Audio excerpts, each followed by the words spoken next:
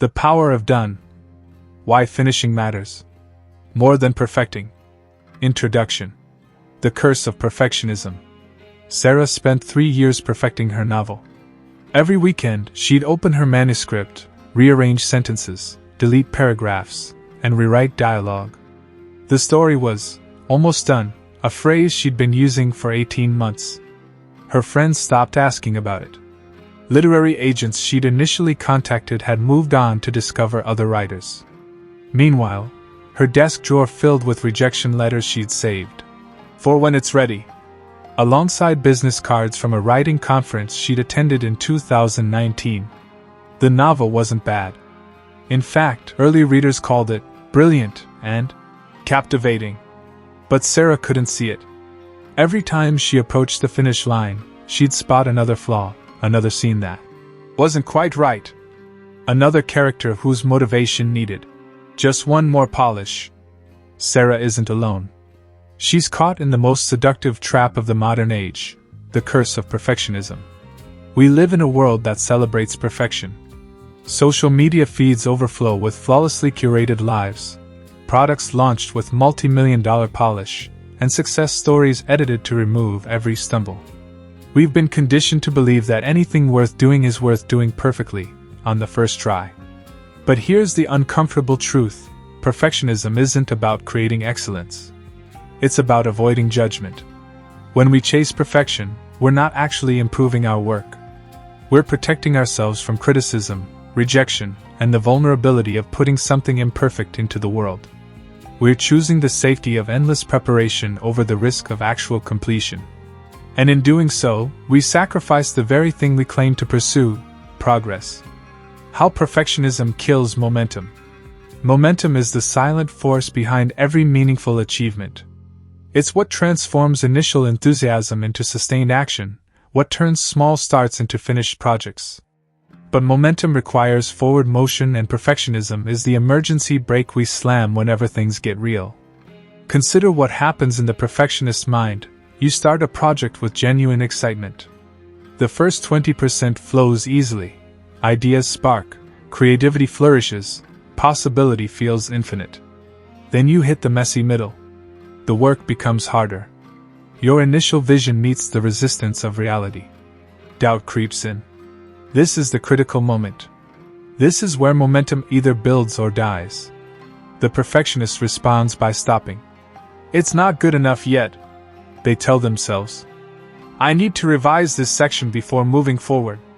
They return to the beginning, polishing what's already done rather than pushing toward completion. Days turn into weeks. Weeks turn into months. The project that once energized them now sits like a weight on their chest, a constant reminder of something unfinished. Meanwhile, momentum has left the building. Why creativity requires imperfection. Creativity is not a linear process. It's messy, unpredictable, and inherently imperfect. The best creative work emerges through experimentation, iteration, and yes, failure. But perfectionism demands certainty before action. It insists on having all the answers before asking the questions. It requires the final product to be envisioned before the first draft is written, the masterpiece to be planned before the first stroke is painted. This is impossible. And it's creative suicide. Every artist, writer, entrepreneur, and innovator who has created something meaningful will tell you the same truth. You don't think your way to creative breakthroughs. You work your way to them. The novel reveals its true theme in revision, not in the outline. The business model emerges from testing, not from the business plan. The painting finds its voice through layers of paint, mistakes, and happy accidents. When we demand perfection up front, we strangle creativity in its cradle. The progress paradox. Here's the cruel irony. The harder you chase perfection, the further you drift from actual excellence. Excellence comes from doing, from finishing, from putting imperfect work into the world, learning from feedback, and iterating based on reality rather than theory. Excellence is built through repetition, through the compound effect of many completed projects, each one slightly better than the last. But perfectionists never get there. They're stuck on Project 1, Revision 847 still. Almost done.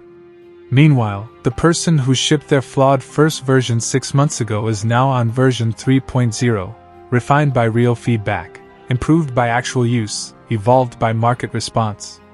They're not smarter or more talented. They just chose progress over perfection. Why done is better than perfect. This book is built on a single radical premise. Done is better than perfect. Not because we're lowering standards. Not because we're embracing mediocrity. But because done is where the real work begins. When you finish something, even if it's imperfect, even if it's not quite what you envisioned, you activate a cascade of possibilities. You receive feedback from reality, not your imagination. You build confidence through completion. You create space for your next project. You learn what works and what doesn't. You establish credibility by having something to show. You discover opportunities you couldn't have planned for. Most importantly, you escape the prison of perpetual preparation and enter the arena where actual growth happens. What this book will teach you. Over the following chapters, we'll dismantle the perfectionism trap piece by piece and rebuild your relationship with completion. You'll discover why you get stuck in almost done mode in Chapter 1 and learn to recognize perfectionism's disguises. You'll confront the hidden costs of waiting for perfection, the opportunities lost, the confidence eroded, the time you'll never get back in Chapter 2. We'll explore what it means to develop a done mindset in Chapter 3, how to embrace good enough, not as a compromise, but as a strategic choice that unlocks exponential growth. You'll learn about the magic of completion in Chapter 4 and why finishing creates disproportionate value compared to the work itself. Then we get practical in Chapter 5, which gives you concrete strategies to push through those final steps. Chapter 6 challenges you to launch before you're ready. Chapter 7 introduces the power of iteration, proving that done doesn't mean done forever. For those leading teams, Chapter 8 shows how to build a culture that rewards completion over perfection. And Chapter 9 helps you make finishing your default mode, not just an occasional achievement. The invitation. This book is not about lowering your standards. It's about raising your results. It's for the entrepreneur with 3 almost launched businesses. The writer with 5 unfinished manuscripts. The creator whose hard drive is a graveyard of 90% complete projects. The professional who has brilliant ideas but struggles to see them through. It's for anyone who's ever felt the suffocating weight of work that never seems to reach the finish line. The path forward isn't about working harder or being smarter. It's about fundamentally changing your relationship with completion. It's about recognizing that perfectionism isn't protecting you, it's imprisoning you. And it's about embracing a liberating truth: the power isn't perfect. The power is done. Are you ready to finish what you start? Chapter 1. Why we get stuck in almost done. Marcus launched his podcast with explosive energy. He recorded 12 episodes in the first month, designed professional cover art, built a website, and gathered 30 interview commitments from industry leaders. His friends predicted it would be the next big thing in entrepreneurship content. That was 14 months ago. Today, those 12 episodes sit unpublished in his editing software. Marcus opens the files weekly, sometimes daily. He tweaks the intro music, adjusts the volume levels, re-records the opening monologue, debates whether episode 3 should actually be episode 5. Each session ends the same way. Just one more pass and it'll be ready. The interviews he scheduled? Most of those industry leaders have since launched their own podcasts. The momentum he had? Evaporated. The audience he could have built? Listening to someone else. Marcus is trapped in the almost done zone, that strange purgatory where projects go to linger indefinitely, either alive nor officially abandoned. And he genuinely doesn't understand how he got here. The anatomy of almost done. The almost done trap has a predictable structure. Understanding this pattern is the first step toward escaping it. Phase 1. The enthusiastic start. Everything begins with possibility. The project is exciting, fresh, uncomplicated by reality. You're energized by the vision of what it could become. This phase is intoxicating because nothing is wrong yet. The work flows easily because you're still in the realm of pure potential. Phase 2, the messy middle. Then comes reality. The initial excitement fades as you encounter the actual complexity of execution. The blog post that seems simple requires research. The product feature that sounded straightforward hits technical limitations. The business plan that felt clear reveals dependencies you hadn't considered. This is normal. This is where everyone must pass through to reach completion. But it's also where the perfectionist mind starts its sabotage. Phase 3. The endless refine. You're maybe 60 to 80% complete. The finish line is visible. But instead of pushing forward, you loop back. Before I can finish section 5, I need to improve section 2. Before I can launch, this part needs to be better. You enter a cycle of refinement, revision, and rethinking. You tell yourself you're being thorough, professional, quality-focused. But here's what's really happening.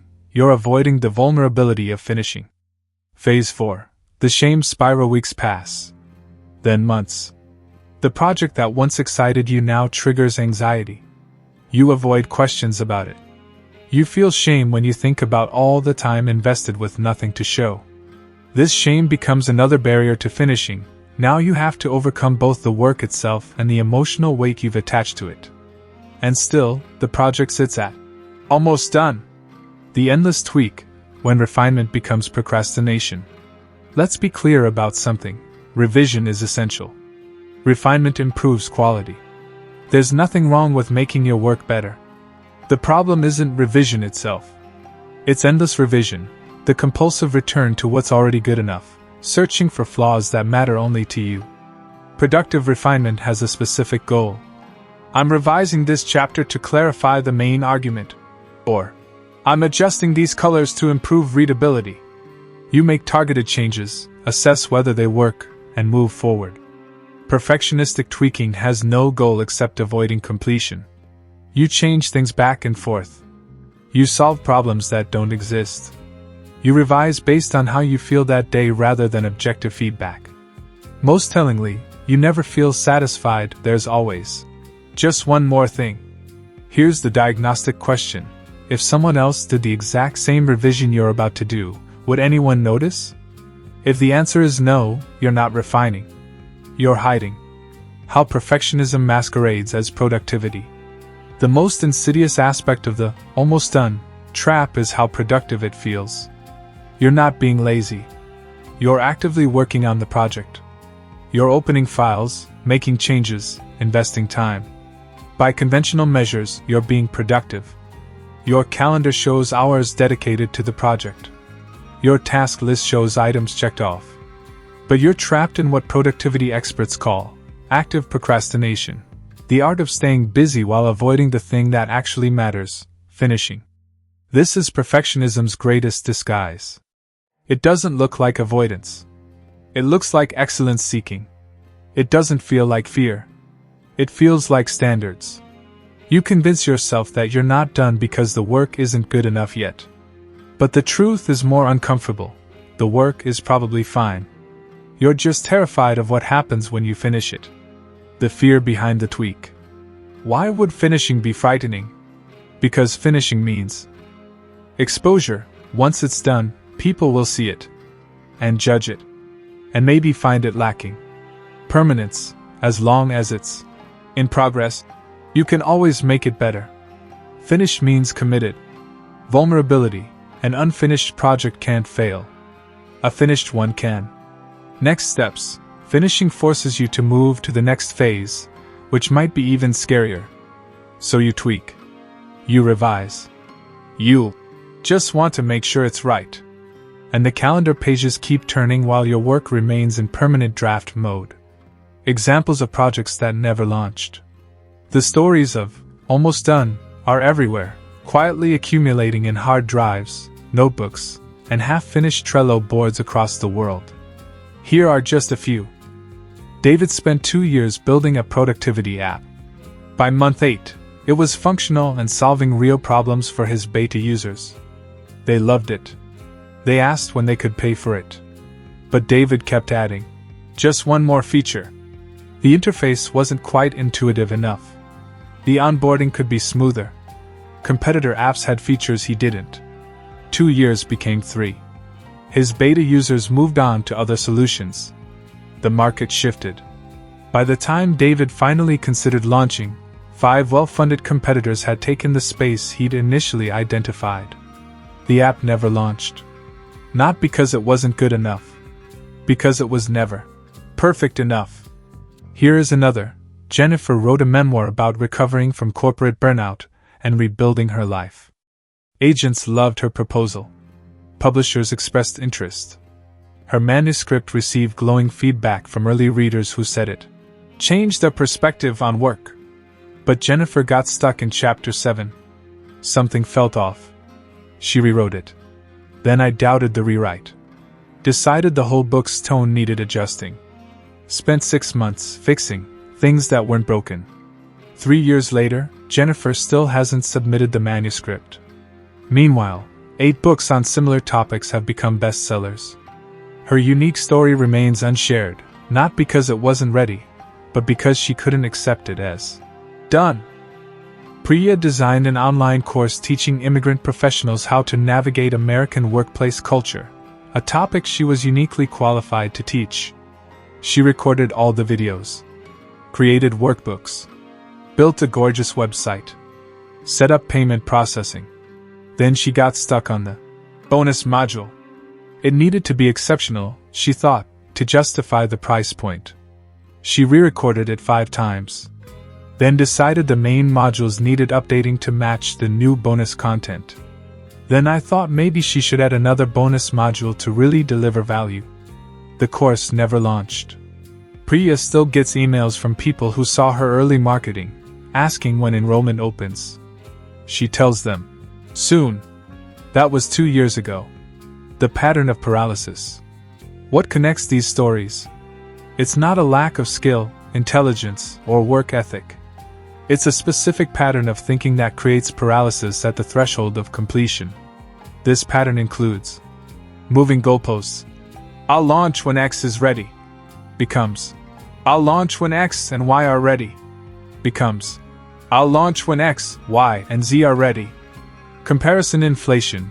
You compare your unfinished work to other people's polished, published, marketed final products and find yours lacking.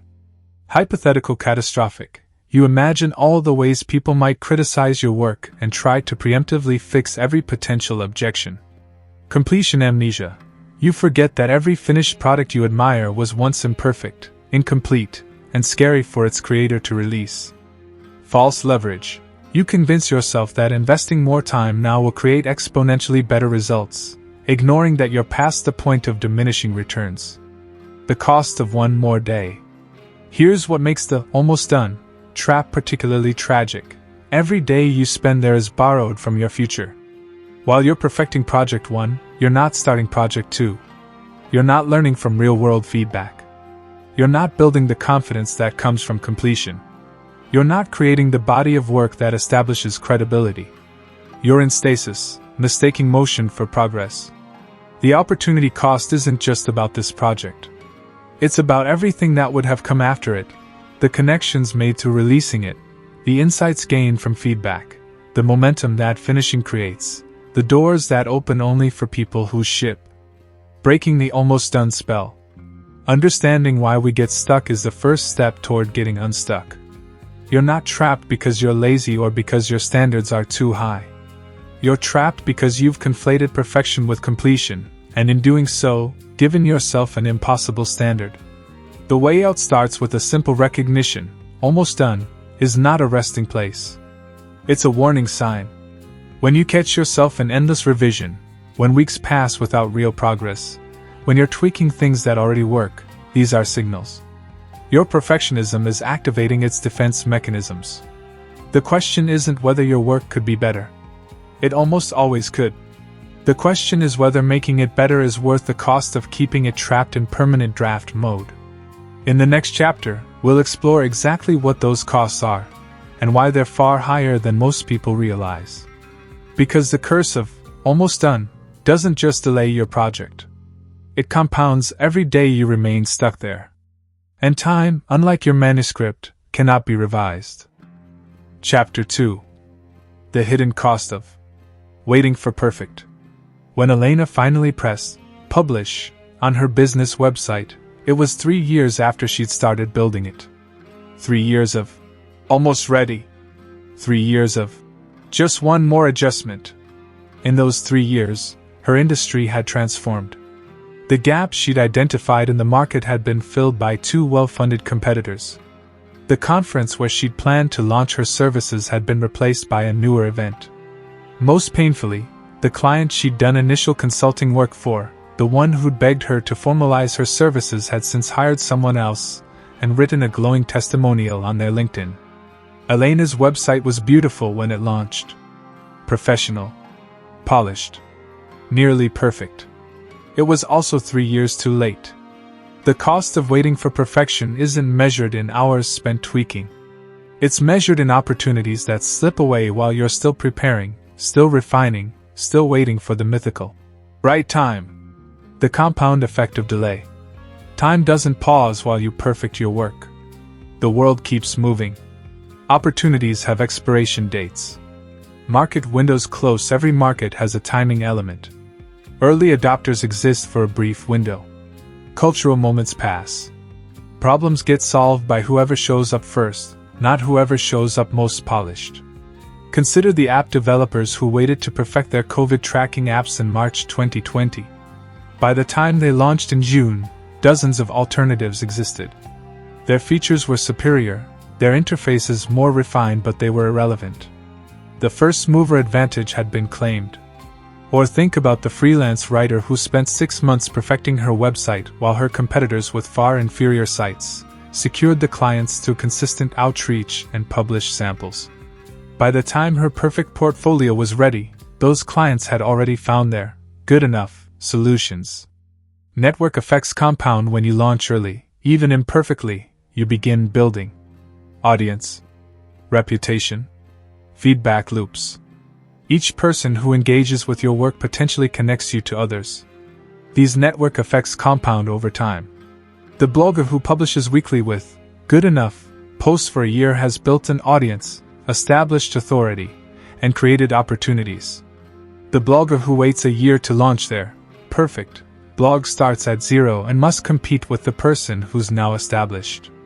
The cost isn't just the year. It's the compounded growth that year would have generated. First-degree connections lead to second-degree opportunities. Many of life's most valuable opportunities come through unexpected connections. But these connections only form when you have something in the world to connect around. The entrepreneur who launches their imperfect MVP meets an early customer who happens to know an investor. The artist who exhibits their flawed early work catches the attention of a gallery owner. The writer who publishes their rough first article gets invited to speak at a conference. These second and third degree opportunities never appear for the person still perfecting their work in private. You can't network around something that doesn't exist yet. The resource you can never recover. Time is the only non-renewable resource in your life. Yet perfectionists spend it as if they have an infinite supply. The mathematics of diminishing returns. Imagine you've spent 100 hours on a project, and it's 80% done. How long will it take to reach 100% perfection? Most people estimate another 20 to 25 hours. The reality? You could spend 200 more hours and still not reach perfect. Because perfection is asymptotic, you approach it but never arrive. Meanwhile, those first 100 hours created 80% of the value. The next 200 hours might add 15% more value. This is textbook diminishing returns, yet perfectionists ignore this mathematics entirely. Opportunity cost is real cost. Every hour spent on perfecting Project A is an hour not spent on starting Project B. This isn't theoretical, it's the actual cost of your choices. The consultant who spends 200 hours perfecting their methodology document could have spent 50 hours creating good enough and 150 hours acquiring their first 5 clients. The value difference is staggering. The musician who spends a year perfecting their first album could have released 4 rough albums in that time, each one building an audience, each one generating feedback, each one improving their craft through real-world practice. The compounding nature of production. Here's what most perfectionists miss. Finishing projects makes you better at everything. When you complete things, you develop better judgment about what matters, sharper instincts for good enough, stronger project management skills, increased confidence in your abilities, a portfolio that opens doors. The person who finishes 10 pretty good projects in 2 years has gained skills and momentum the perfectionist polishing one project simply cannot match. Missed impact. The people you could have helped. Perhaps the saddest cost of waiting for perfection is the impact you never make. Someone needs your imperfect solution right now while you're perfecting your offering. Real people are struggling with real problems that your good enough solution could solve today. The career coach who waits to launch their perfect program misses helping the professional who gets laid off next month. The designer who delays opening their business misses the entrepreneur who needs a logo to launch their startup this quarter. The teacher who withholds their educational content misses the student who's struggling right now. Your perfect solution tomorrow helps no one today. Imperfect help beats perfect absence. Think about the most helpful thing anyone ever did for you. Chances are, it wasn't perfect. It was timely. It was available when you needed it. It was good enough to solve your problem. The life-changing book you read probably had flaws. The mentor who transformed your career probably didn't have all the answers. The tool that saved you hours had bugs and missing features. None of that mattered because they showed up. Your audience doesn't need your perfect. They need your help. And useful today beats perfect eventually. You're robbing yourself of purpose. If you've created something valuable, keeping it locked away until it's perfect isn't just cautious, it's selfish. This sounds harsh, but consider, if you have knowledge, skills, or solutions that could help others, who are you protecting by keeping them private? Certainly not your audience. You're protecting yourself from judgment, from criticism, from the vulnerability of being seen as imperfect. Meanwhile, the purpose and meaning that comes from making a genuine impact remains out of reach. The emotional toll, anxiety, burnout, and eroding self-trust. The psychological cost of perpetual perfectionism is perhaps the most damaging and least discussed. Chronic anxiety projects that linger in, almost done, limbo create a constant low-grade anxiety. They occupy mental space. They trigger shame when you think about them. They feel like obligations you're perpetually failing to meet. This anxiety compounds. 1 unfinished project is uncomfortable. 3 unfinished projects become crushing. 5 unfinished projects can generate genuine depression. The mental load of carrying incomplete work is significant and draining. Decision fatigue. Every time you return to perfect your work, you're making hundreds of micro decisions. Should this paragraph go here or there? Is this color better than that one? Does this word capture the exact meaning? These decisions deplete your finite cognitive resources. Studies show that decision fatigue reduces willpower, degrades judgment, and increases procrastination. By the time you've spent months in revision mode, you're cognitively exhausted, making it even harder to finish. Burnout without progress. There's a special kind of burnout that comes from working intensely without making meaningful progress. You're busy. You're tired. But you have nothing to show for it. This is deeply demoralizing. It creates a vicious cycle. You feel guilty about not finishing, so you force yourself to work more on perfecting it, which depletes you further without bringing closure, which increases guilt and anxiety. Eroding self-trust. Each time you tell yourself, "I'll finish it this week," and don't, you damage your self-trust. Each time you set a deadline and move it, you learn that your commitments to yourself don't matter. Over time, this erosion of self-trust spreads beyond the individual project. You stop believing in your ability to finish anything. You become someone who starts strong but never follows through. Not because you lack ability, but because you've trained yourself not to trust your own completion promises. The comparison trap deepens while you're perfecting in private. Everyone else is publishing imperfect work. You see their finished products, books, businesses, art, achievements, and feel increasingly inadequate. What you don't see is their process, their doubts, their imperfect first versions. You compare your rough draft to their final product, and conclude you're not ready. This comparison anxiety feeds the perfectionism, creating a self-reinforcing trap. Why waiting for ideal conditions means never starting. Perfectionists don't just struggle with finishing. They struggle with starting, too.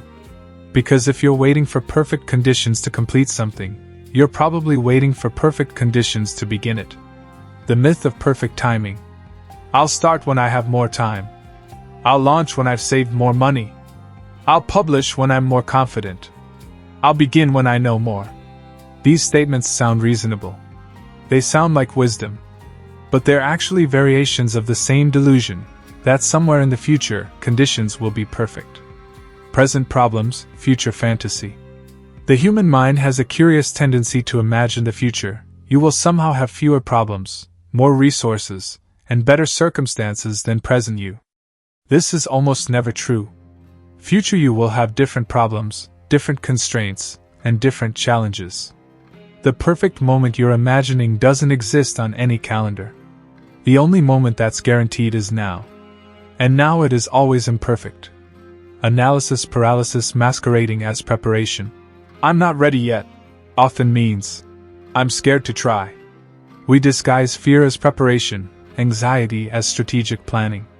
The writer who's been researching for 3 years isn't gathering necessary information. They're avoiding the vulnerability of writing. The entrepreneur who's been planning for 18 months isn't being thorough. They're avoiding the risk of launching. Preparation is valuable. But endless preparation is avoided with good PR. The confidence paradox. Many perfectionists wait to feel confident before taking action. But confidence doesn't come from thinking about doing something. It comes from doing it. You don't build confidence by waiting until you're ready. You build confidence by acting before you're ready, discovering you can handle it, and proving to yourself you're capable. The person waiting for confidence to start is waiting for something that can only come from starting. If you could see a real-time ledger of what waiting for perfect costs to you, would you still wait? Every day in the almost done zone costs. Opportunities that move to competitors. Audience growth you're not building. Feedback you're not receiving. Skills you're not developing through completion. Confidence you're not earning. Impact you're not making. Mental energy consumed by open loops. Self-trust eroded by broken self-commitments. These costs are invisible at the moment. They don't feel urgent. There's no invoice, no receipt, no immediate consequence. But they compound. And eventually, you look up and realize years have passed. The landscape has changed. The opportunity has closed. And you're still polishing work that was good enough years ago. Here's the truth that finally breaks people free from perfectionism. The cost of waiting for perfect always exceeds the cost of shipping imperfect. The criticism you might face for launching something flawed? Temporary and manageable. The opportunity cost of not launching? Permanent and compounding. The vulnerability of putting imperfect work into the world? Uncomfortable but growth-inducing. The spiritual death of keeping your gifts locked away? Soul-crushing and purpose-stealing. Elena learned this 3 years too late. But you don't have to. The question isn't whether your work is perfect. The question is whether the cost of making it more perfect is worth what you're sacrificing to get there. In the next chapter, we'll explore how to shift from a perfection mindset to a completion mindset, and why that shift changes everything. Chapter 3. Done is a mindset. James and Rachel started their businesses the same month. Both had similar skills, similar markets, similar resources. 2 years later, their trajectories couldn't be more different. James launched his first online course in 6 weeks. It wasn't perfect. The videos were shot on his phone, the workbook had a few typos, the website was basic. But it solved a real problem and people bought it. He made improvements based on customer feedback, launched a second course, then a third. Within 18 months, he had a thriving business and a waiting list of clients. Rachel is still working on her first course. The content is more comprehensive than James's. The production value is higher.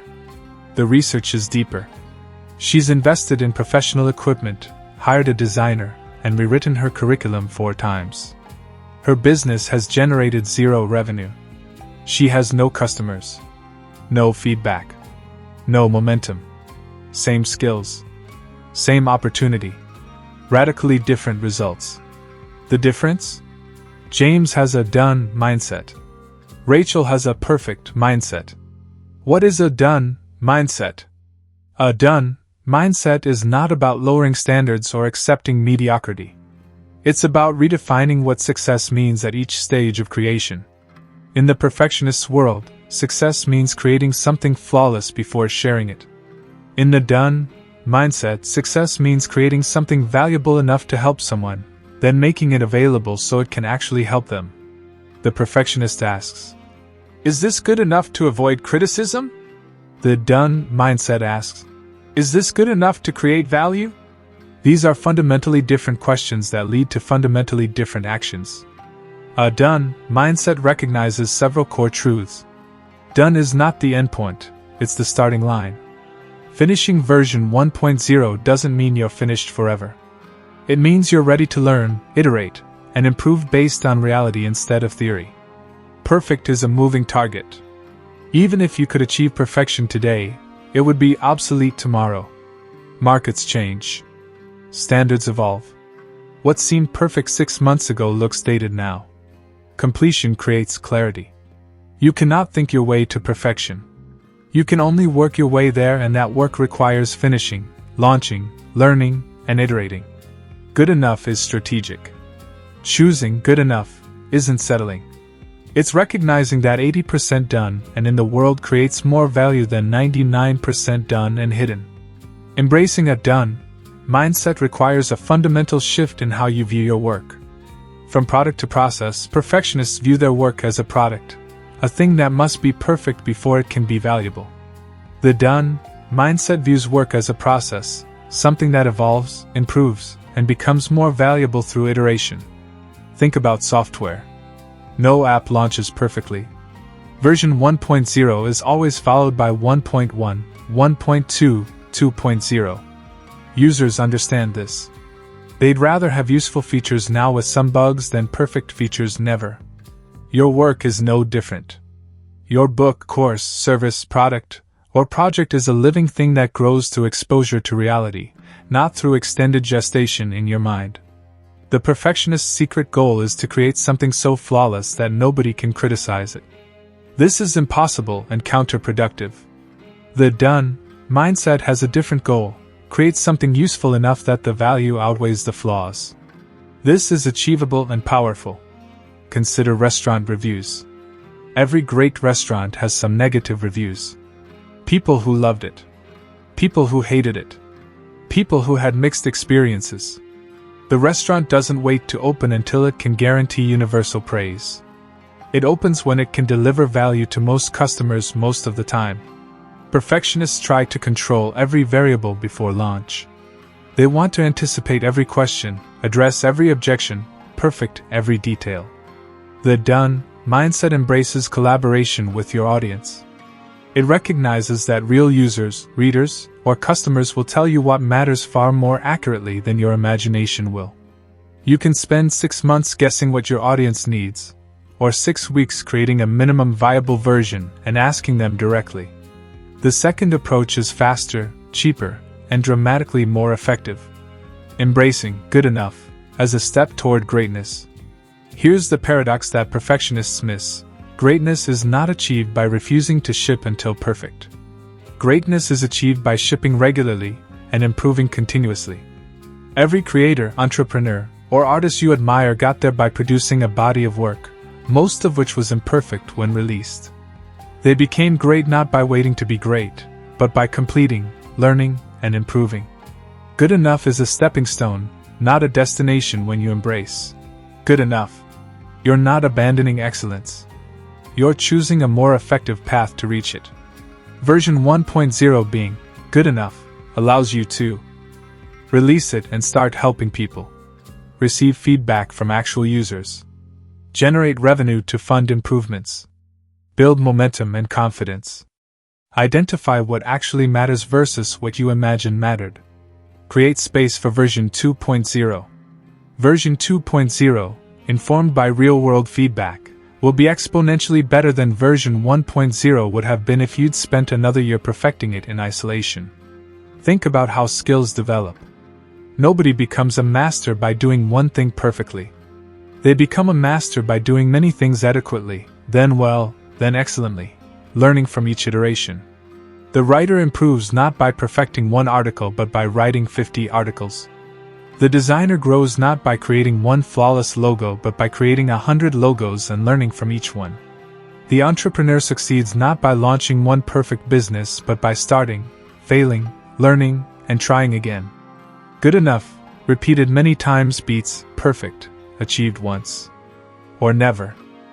Redefining quality. Quality isn't just about polish. Quality is about relevance. Does it solve a real problem? Timeliness. Is it available when people need it? Usefulness. Does it actually help someone? Accessibility. Can people actually use it? A perfect solution that never launches has zero quality by these measures. A good enough solution that's available and helpful has tremendous quality. How finishing builds confidence. Confidence is not a prerequisite for action. It's a result of action. And specifically, it's a result of completion. The confidence completion loop. Each time you finish something, you prove to yourself that you can finish things. This proof generates confidence. That confidence makes the next finish easier, which generates more confidence, which makes the next finish even easier. This is the confidence completion loop, a virtuous cycle that builds momentum over time. The perfectionist never enters this loop. They're waiting for confidence before finishing. But the confidence they're waiting for can only come from finishing. Competence through repetition. You become competent not by studying but by doing. And you can only do when you complete things. The consultant who completes 10 client projects learns 10 times more than the consultant who spends the same time perfecting their methodology. The artist who finishes and ships 10 pieces develops their voice faster than the artist who labors over one perfect piece. Finishing is how you get the reps that build actual skill. Evidence-based self-esteem. True self-esteem comes from evidence, not affirmations. When you tell yourself, "I'm capable of achieving my goals," but you have a history of unfinished projects, that affirmation rings hollow. But when you can look at a body of completed work, even if each piece is imperfect, you have real evidence of your capabilities. This evidence-based self-esteem is unshakable because it's built on demonstrated reality, not wishful thinking. How finishing creates momentum. Momentum is the secret weapon of high achievers. And momentum comes exclusively from finishing, not from perfecting. Physics of productivity. Objects at rest stay at rest. Objects in motion stay in motion. This isn't just physics. It's psychology. When you finish something, you create forward momentum. Your brain experiences completion, gets a dopamine hit, and wants more. You feel energized rather than drained. You're ready for the next challenge. When you endlessly perfect without finishing, you're in stasis. No momentum. No progress. Just the grinding weight of incomplete work. The compound effect of completion's finishing creates a compound effect. Completed Project 1 builds confidence and skills. Those assets make Project 2 easier and faster. Project 2's completion builds more confidence and skills. Project 3 becomes even easier, and so on. Meanwhile, the perfectionist is still working on Project 1, gaining none of these compound benefits. 5 years from now, the person with the done mindset has completed 20 projects and has become genuinely excellent through practice. The perfectionist has a single very polished project and no momentum whatsoever. Motivation is not what starts projects. It's what sustains them. And motivation comes from seeing progress. When you finish things, you create visible evidence of progress. Your portfolio grows. Your revenue increases. Your audience expands. This visible progress motivates you to keep going. The perfectionist has no visible progress. They have a file that's always almost done. This absence of progress is demotivating and leads to procrastination and abandonment. How finishing creates clarity. The most underrated benefit of finishing, it creates clarity that cannot be achieved any other way. You cannot think your way to clarity. Perfectionists try to think their way to perfection. They analyze. They plan. They revise in their heads. They imagine scenarios. This doesn't work because thinking is speculation. Reality is data. You can spend months debating whether your course should be 6 or 8 weeks long. Or you can launch the 6-week version, see how students respond, and know definitively what works. Real feedback only comes when work is finished and released. Until then, you're operating on assumptions. The author who finishes and publishes their book receives reviews, reader emails, and sales data, all concrete feedback about what resonates. The author who endlessly revises receives only their own uncertainty. The entrepreneur who launches their service learns which features customers actually use, what problems they still face, and what they're willing to pay for. The entrepreneur who keeps preparing to launch learns nothing. Discovery happens in the doing. Your best ideas don't come from more planning. They come from finishing and seeing what happens. The blogger discovers their voice not by outlining but by publishing. The product designer discovers the key feature not by theorizing but by watching users interact with version 1.0. The teacher discovers their methodology not by preparing but by teaching. Finishing gives you access to insights that perfectionism will never provide. The next step reveals itself when you're stuck in perfectionism. The next step is always murky. Should I revise chapter 3 or add another case study? Should I rebuild the website or just tweak the copy? When you finish and ship, the next step becomes obvious. Customers tell you what they need. The market reveals gaps. New opportunities emerge. Suddenly you're not guessing. You're responding to real information. From mindset to practice. Understanding the done mindset intellectually is step 1. Embodying it is step 2. Here's how the shift manifests in practice. Before, perfectionist mindset. I'll launch when it's ready. One more revision and it'll be good. What if people criticize it? I need to add more features first. Everyone else's work looks so much better. After done mindset. I'll launch at version 1.0 and improve from there. This creates value, that's the standard. Criticism means people care enough to engage. I'll add features based on actual user needs. Everyone starts somewhere. I'm starting now. The language shift reflects the mindset shift. And the mindset shift enables the behavior shift.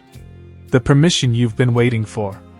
If you're waiting for permission to finish and ship your imperfect work, here it is. Your imperfect work is valuable. Not someday when it's perfect. Today, as it is. Your audience needs your usefulness more than your perfect. Someone right now would benefit from what you've already created. Done is an act of service. Keeping your gifts locked away until they're perfect is actually selfish, not noble. Finishing is how you honor your effort. All those hours you've invested deserve to become something real, not remain trapped in perpetual draft mode. You have permission to be human, which means imperfect, which means starting before you're ready and improving as you go.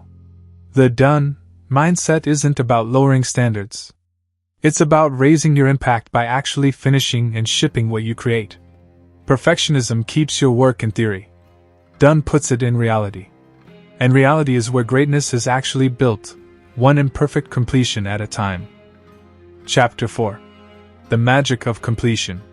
When Maya finally hit publish on her first blog post after 6 months of writing and rewriting, something unexpected happened.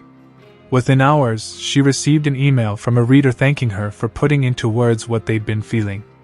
That reader shared the post with a colleague. The colleague reached out to Maya about consulting work. That consulting engagement led to a speaking invitation.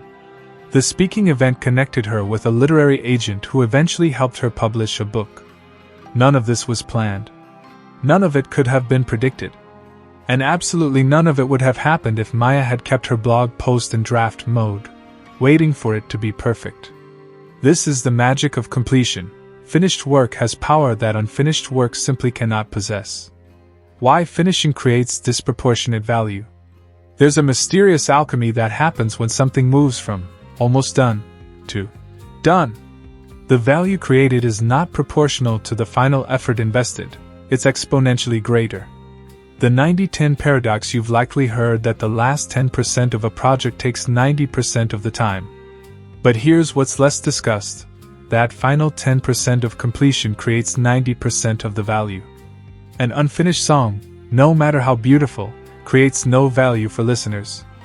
A published song, even if imperfect, can be heard, shared, and loved by thousands. An incomplete course, regardless of how comprehensive, helps zero students. A launched course, even if it's rough, transforms lives. A business plan that never becomes a business generates no revenue, employs no one, solves no problems. A launched business, however imperfect, enters the economy and creates value. The disproportionate power of completion is real and measurable. But it only activates when you actually finish. Potential versus actual energy. In physics, potential energy is stored energy, full of possibility but creating no effect. Actual energy is released energy, moving, creating, transforming. Your unfinished work is potential energy. Powerful in theory, but static in reality. Finished work is actual energy. It moves into the world. It creates effects. It generates results you cannot control or predict. The perfectionist hoards potential energy, convinced that storing more makes them more powerful. But power comes from release, not retention. The completion premium markets, audiences, and opportunities reward completion with a premium that preparation never receives. The investor doesn't fund the entrepreneur with the perfect business plan. They fund the entrepreneur with the launched business showing actual traction. The publisher doesn't sign the writer with the perfect manuscript outline. They sign the writer with a completed manuscript they can actually evaluate. The client doesn't hire the consultant with the most impressive credentials. They hire consultants who can point to completed projects and demonstrable results. Completion carries credibility that preparation simply cannot match. How completed work opens doors to feedback. Feedback is the breakfast of champions, but you only get it when you have something finished to receive feedback on. The feedback desert. When your work lives in permanent draft mode, you exist in a feedback desert. You're making decisions based on your own assumptions. Your internal critic, which is usually wrong. Imagined reactions, which rarely match reality. Best practices you've read, which may not apply to your situation. This is like trying to navigate by dead reckoning instead of actual landmarks. You might be heading in roughly the right direction, but you're likely to drift off course without realizing it. Real feedback versus imagined feedback. The feedback you imagine while perfecting is almost always more critical than the feedback you actually receive when you ship. Your internal critic says, "This isn't good enough. People will think it's amateurish. They'll judge you for not including X or knowing Y." Real feedback says, "This helped me solve my problem. Quick question about section 3, could you clarify what you meant?" The imagined feedback keeps you stuck. The real feedback helps you improve. Feedback accelerates growth exponentially. Think about learning a language. You can study grammar for years, but your skills explode when you start actually speaking with native speakers. Their corrections and responses teach you more in weeks than textbooks taught you in months. Your work is the same. You can theorize and polish for years, but your skills and the work itself improve exponentially when you ship and receive real-world response. The blogger who publishes weekly and reads comments learns faster than the blogger writing the perfect first post. The product designer who launches and studies user behavior improves faster than the designer perfecting mock-ups in isolation. Feedback is only available on the other side of completion. The calibration effect. One of feedback's most valuable functions is calibration, helping you understand what actually matters.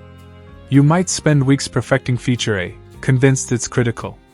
Then you launch and discover users barely notice it while raving about feature B, which you threw together in an afternoon. You might agonize over the tone of a piece of writing, only to learn readers loved it precisely because it was casual and conversational. You cannot calibrate in isolation. You need the mirror of reality that only comes from finishing and releasing. How completed work enables iteration. The real magic of completion isn't that it produces perfect work. It's that it enables the process that actually does produce excellence. The iteration advantage: consider two approaches. Approach A: spend 2 years creating one perfect product, planning every detail, anticipating every need, polishing every element. Approach B: spend 3 months creating a good product, launch it, gather feedback, spend 3 months improving it based on real usage, launch version 2.0, repeat. After 2 years, Approach A has one polished but untested product. Approach B has been through 6 iteration cycles, each one informed by actual user behavior and feedback. Which product do you think is actually better? Which creator has learned more? Which business is more successful? The answer is obvious, yet perfectionists consistently choose Approach A. Iteration is not possible without completion. You cannot iterate on something that doesn't exist yet. Iteration requires a finished version 1.0 to improve from. This seems obvious, but it's worth stating explicitly because perfectionists often claim they're iterating, when they're actually just endlessly revising the same unfinished work. Real iteration looks like: Version 1.0, ship it. Gather feedback and data. Version 1.1, make targeted improvements. Gather more feedback. Version 2.0, major updates based on learnings. Continue the cycle. Fake iteration looks like: Draft 1, write it. Revise Draft 1. Revise Draft 1 again. Revise Draft 1 some more. Still on Draft 1 6 months later. Only one of these approaches leads to excellence. Compounding improvements. Each iteration compounds on the previous one. Version 2.0 is better than 1.0. Version 3.0 is better than 2.0. After 5 iterations, you have a product refined by real-world testing and feedback, something no amount of pre-launch polishing could achieve. The perfectionist's version 1.0, if it ever launches, must compete with the iterative creator's version 5.0. The outcome is predictable. Market-driven versus assumption-driven development. When you iterate after launching, your improvements are market-driven based on what actual users need, want, and will pay for. When you perfect before launching, your decisions are assumption-driven based on what you think people might need, want, or pay for. One approach creates products people love. The other creates products that seem perfect but miss the mark entirely. The ripple effect of small completions.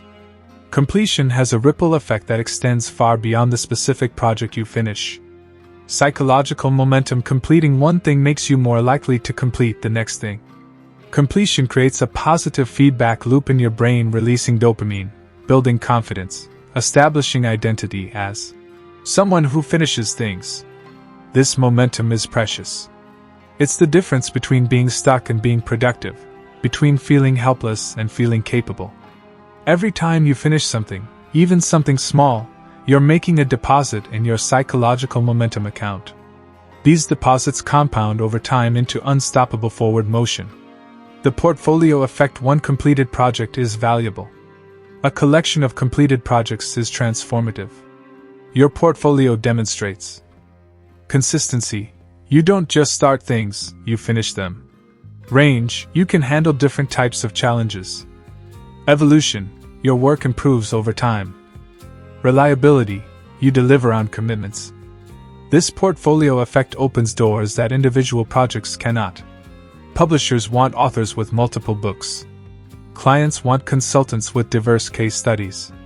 Investors want entrepreneurs with multiple launches. You cannot build a portfolio without finishing things. Network expansion: each completed project is a node in your network.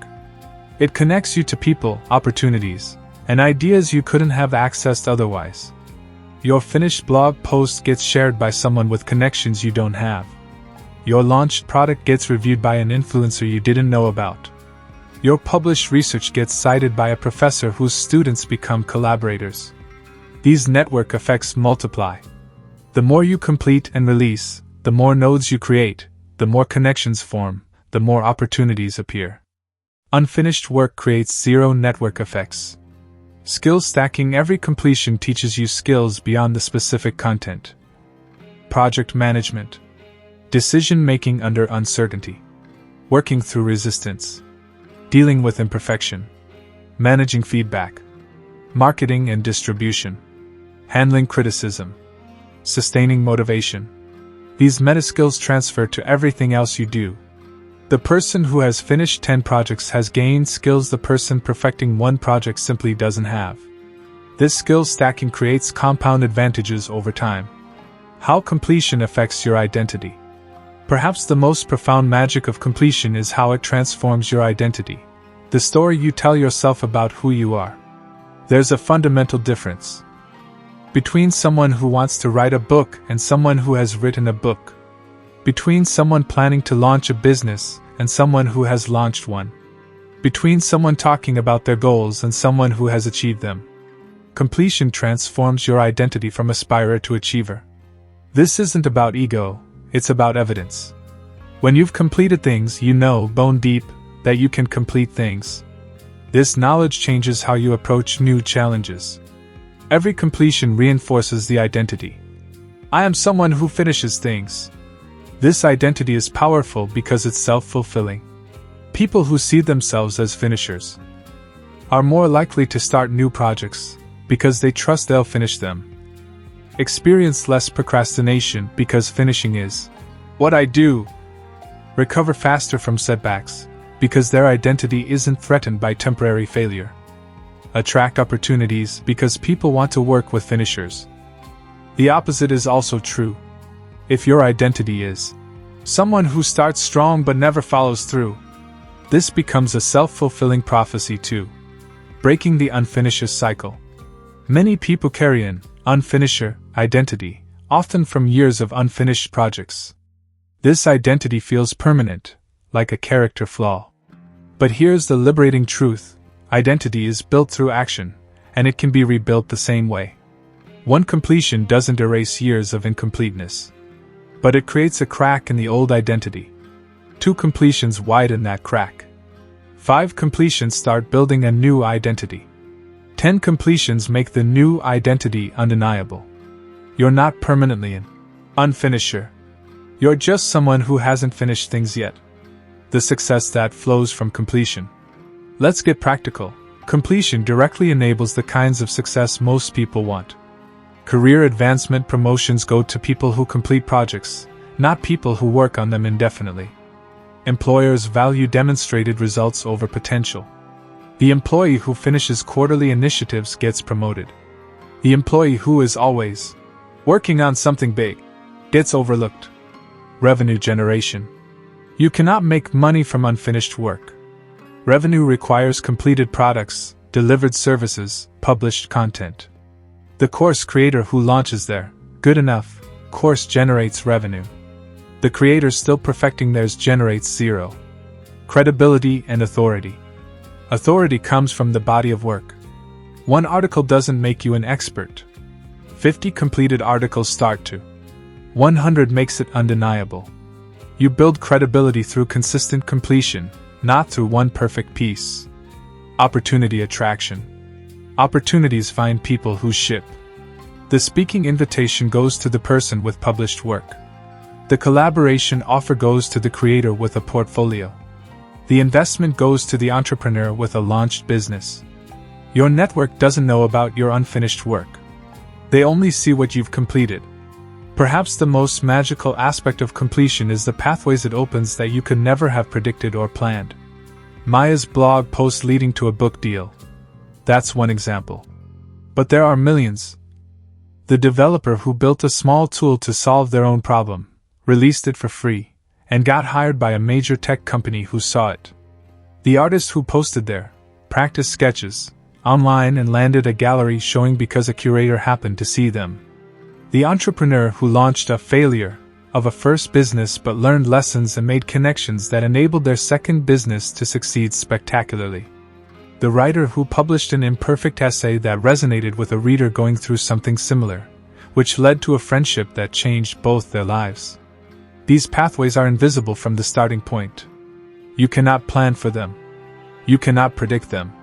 You can only enable them by finishing and releasing your work into the world. Completed work creates possibilities. Unfinished work creates none. The compound magic. All these effects compound over time.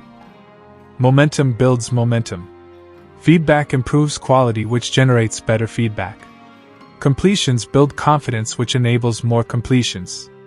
Skills stack on skills. Network effects multiply network effects. Identity reinforces itself. After 5 years of consistent completion, you're not just 5 years ahead of where you started. You're exponentially ahead because all these factors have been compounding. Meanwhile, the perfectionist is still working on their first project, experiencing none of these compounding effects. This is why completion is magic. Not metaphorical magic, but practical, predictable, powerful magic that transforms outcomes disproportionate to effort. The magic isn't in making your work perfect. The magic is in making it done, and then doing it again, and again, and again. Because that's where greatness actually lives, not in the perfect piece you'll never finish, but in the consistent completion of valuable work that gets better every time you ship. Chapter 5. How to ship it anyway. Understanding why you should finish is one thing. Actually finishing is another. You know intellectually that done is better than perfect. You understand the costs of waiting. You believe in the power of completion. And yet you're still stuck on that project that's 85% done, the one you've been, almost finished, with for 3 months. Knowledge doesn't automatically translate to action. You need practical strategies to push through those final steps when every fiber of your being wants to revise just one more time. This chapter gives you those strategies. Strategy 1. Define done with brutal specificity. The first problem most people face: they never actually defined what done means. I'll finish when it's ready is not a completion criteria. It's an escape hatch that keeps you endlessly tweaking. Create a done checklist before you do anything else. Write down exactly and specifically what done looks like for this project. Not, the website is good. Instead, homepage has hero section, 3 benefit bullets, and call to action button. Not, the book is finished. Instead, manuscript has 12 chapters totaling 40,000 to 50,000 words. See the difference? One is vague and endlessly movable. The other is concrete and verifiable. The minimum viable completion. When creating your done checklist, ask, what is the minimum version of this project that creates real value? Not, what would make this absolutely perfect? But, what would make this genuinely useful to someone? Your minimum viable completion should be stripped of nice to have features you can add later. Polish that only you notice. Extra content. Just to be thorough. Perfections you're pursuing to avoid judgment. Your MVP should include only core value proposition, essential functionality, enough quality that it's not embarrassing, clear delivery or access method, the red line versus the perfectionist line. Draw 2 lines on your project. The red line, below this, the work is genuinely not ready. It doesn't deliver on its promise, has critical errors, or would actively harm your reputation. The perfectionist line, above this, the improvements are marginal and primarily satisfy your anxiety, not user needs. Between these lines is the ship it zone, where your work is good enough to create value. Most perfectionists have their red line set at 95% when it should be at 70%. And they think the perfectionist line is the same as the red line. It's not. Strategy 2. Set deadlines that actually work. I'll finish when it's done is perfectionism's best friend. You need deadlines, but not just any deadlines. Public deadlines are not easy to break, while private deadlines are easy to break. You're only letting yourself down, and you've probably done that before. Public deadlines.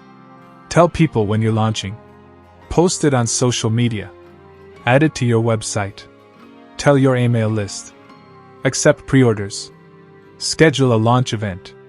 When breaking the deadline means publicly failing, you're far more likely to push through resistance.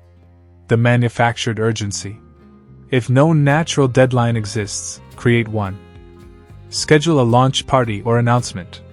Set up a consultation call that requires your material to be ready. Agree to present your work at a specific meeting or event. Promise to send it to someone by a specific date. Enter a competition with a submission deadline. Book a launch-related expense, venue, advertisement, photographer, for a specific date. Money and social commitment are powerful forcing functions. The countdown method. Instead of a far-off deadline, create a visible countdown.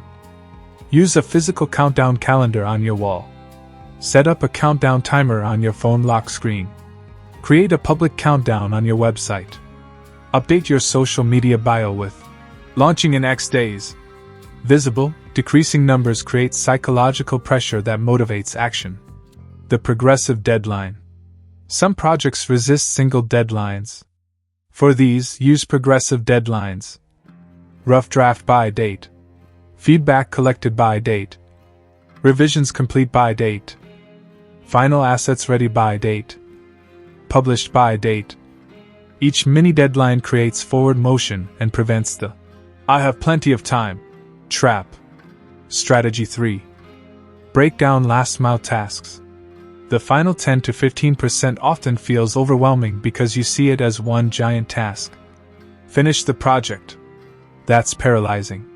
The micro-task technique break the finish into tasks so small they feel trivial. Instead of finish the course, you have record 2-minute intro video, 15 minutes. Write welcome email, 20 minutes. Upload video to hosting platform, 10 minutes. Create thumbnail image, 15 minutes. Write course description, 30 minutes. Set up payment link, 10 minutes. Test enrollment process, 15 minutes. Schedule launch announcement, 10 minutes.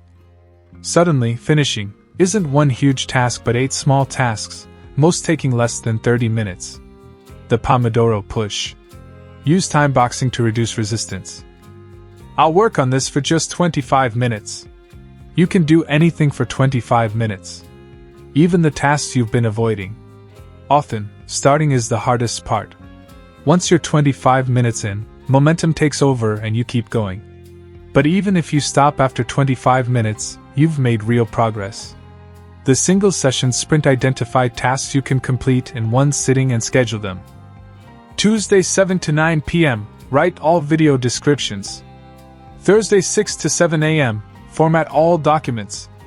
Saturday 10 a.m. to 12 p.m. Record all voiceovers. Single session completion feels achievable and creates satisfying progress. Strategy 4. Use implementation intentions. Vague intentions. I should finish this. Rarely lead to action. Implementation intentions. If X then Y. Dramatically increase follow-through. The if-then formula. Create specific if-then statements.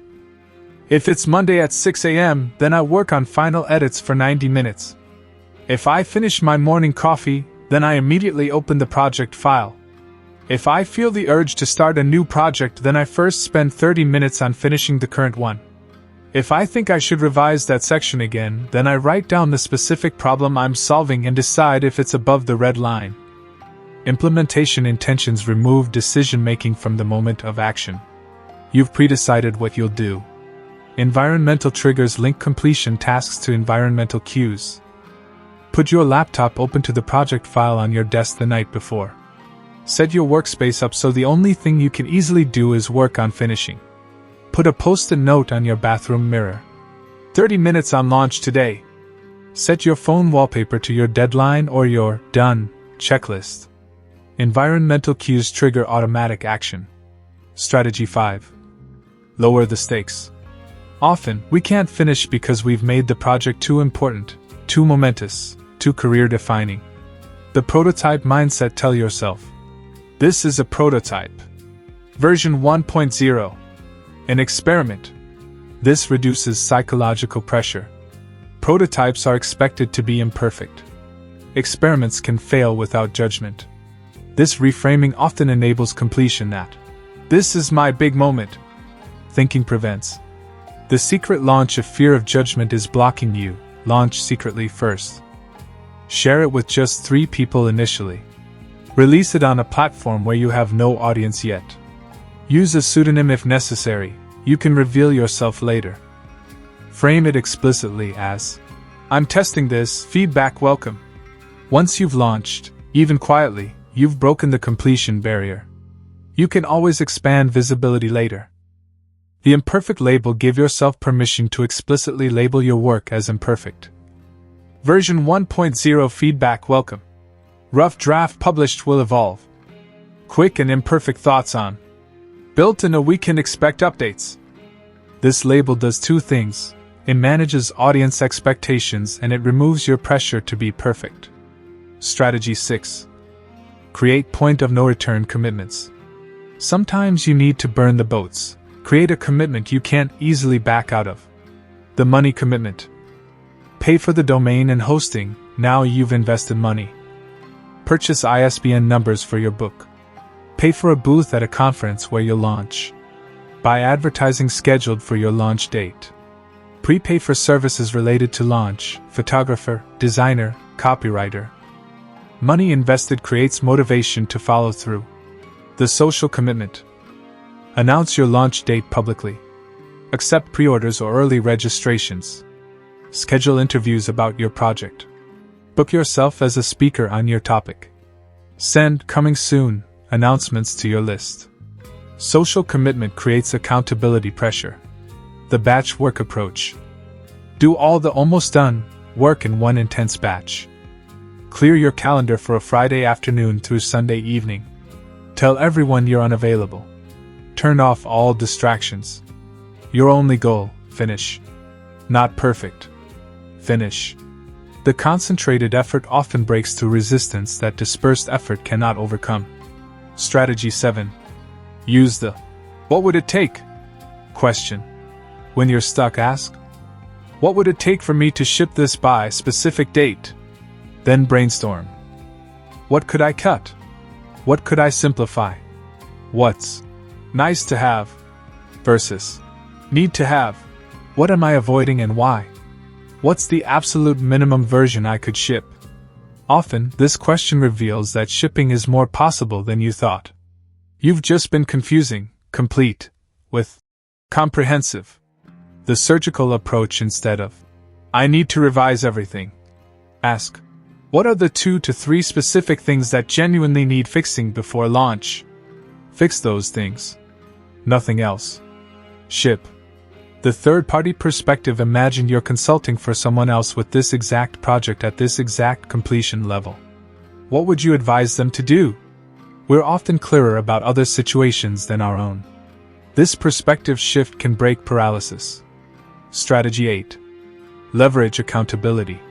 Humans are social creatures. We perform better with accountability. The accountability partner finds someone also working toward completion. Check in daily or weekly. Did you ship? What's blocking you? What's your next specific action? Knowing someone will ask creates motivation to have a good answer. The public commitment: post regular updates. Day 5 of 10 until launch. Completed 3 of 7 final tasks today. Shipping on Friday, feeling nervous but committed. Public updates create positive pressure and support. The coaching or mentorship: if stakes are high, hire a coach or find a mentor whose job is holding you accountable to finishing. Sometimes external accountability is worth the investment. Strategy 9. Use the 90% rule. Here's a simple heuristic. If your project is 90% done, it's done enough to ship. That last 10%? It represents diminishing returns. It's where perfectionism lives. The 90% version delivers the core value, solves the main problem, isn't embarrassing, can be improved in version 2.0. The jump from 90% to 100% perfect takes disproportionate time, often changes things that don't matter, delays all the benefits of completion, prevents learning from real feedback. The 90% test: ask yourself honestly, is this at 90%? If yes, ship it. The remaining 10% isn't worth the cost. Strategy 10. Embrace the 2-hour rule. Whatever remains to finish probably takes less time than you think. Set a timer for 2 hours. Work with focused intensity. See how much you actually complete. Often, you'll discover that the scary, overwhelming finale was actually 2 to 4 hours of work that you'd inflated through avoidance.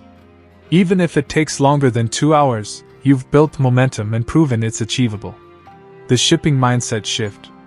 All these strategies work, but they work best when combined with a fundamental mindset shift. From when it's perfect to by when. Stop asking, is this good enough yet? Start asking, by when will I ship this? The first question has no clear answer, it's a trap. The second question forces decision and action. From what if it fails to what if I never ship? The risk of shipping imperfect work is small and recoverable. The risk of never shipping is catastrophic and permanent. From just one more revision to one more revision after launch. You can always improve after shipping. You cannot improve before shipping. Your shipping action plan. Right now, for your almost done project. Define your done checklist with brutal specificity. Set a public deadline within the next 14 days. Break the finish into micro tasks. Schedule specific time blocks for each task. Create one point of no return commitment. Identify one accountability partner. Apply the 90% rule honestly. Then ship it. Not perfect. Not eventually. Ship it. Because the world doesn't need you to be perfect. It needs to be done. And you don't become the person you want to be by perfecting one thing forever. You become that person by shipping regularly, learning constantly, and improving continuously. Chapter 6. Launch before you're ready. Reid Hoffman, co-founder of LinkedIn, famously said, "If you're not embarrassed by the first version of your product, you've launched too late." When LinkedIn launched in 2003, it was bare bones. No photos. No groups. No endorsements. None of the features we associate with the platform today. It was, by most measures, incomplete. It was also exactly what it needed to be, functional enough to create value, early enough to learn from real users, simple enough to actually ship. Today, LinkedIn has over 800 million users and is valued at billions of dollars. That success didn't come from waiting to launch until everything was perfect. It came from launching before they were ready and improving based on reality. This pattern repeats across every successful product, business, and creative work you admire. The secret isn't launching when ready. It's launching before it's ready. Why early releases beat endless revisions. Your instinct says, I need to get this right before people see it. Experience says, you cannot get it right until people see it. The information asymmetry before launch. You're operating on assumptions. You think you know what matters. You believe you understand what users need. You assume certain features are critical and others less important. You're probably wrong about most of this. After launch, you're operating on data. Real people using your real product. Actual feedback. Observable behavior.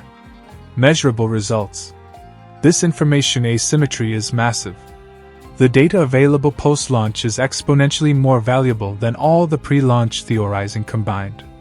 Every day you delay launch to perfect things is a day you're making decisions based on inferior information.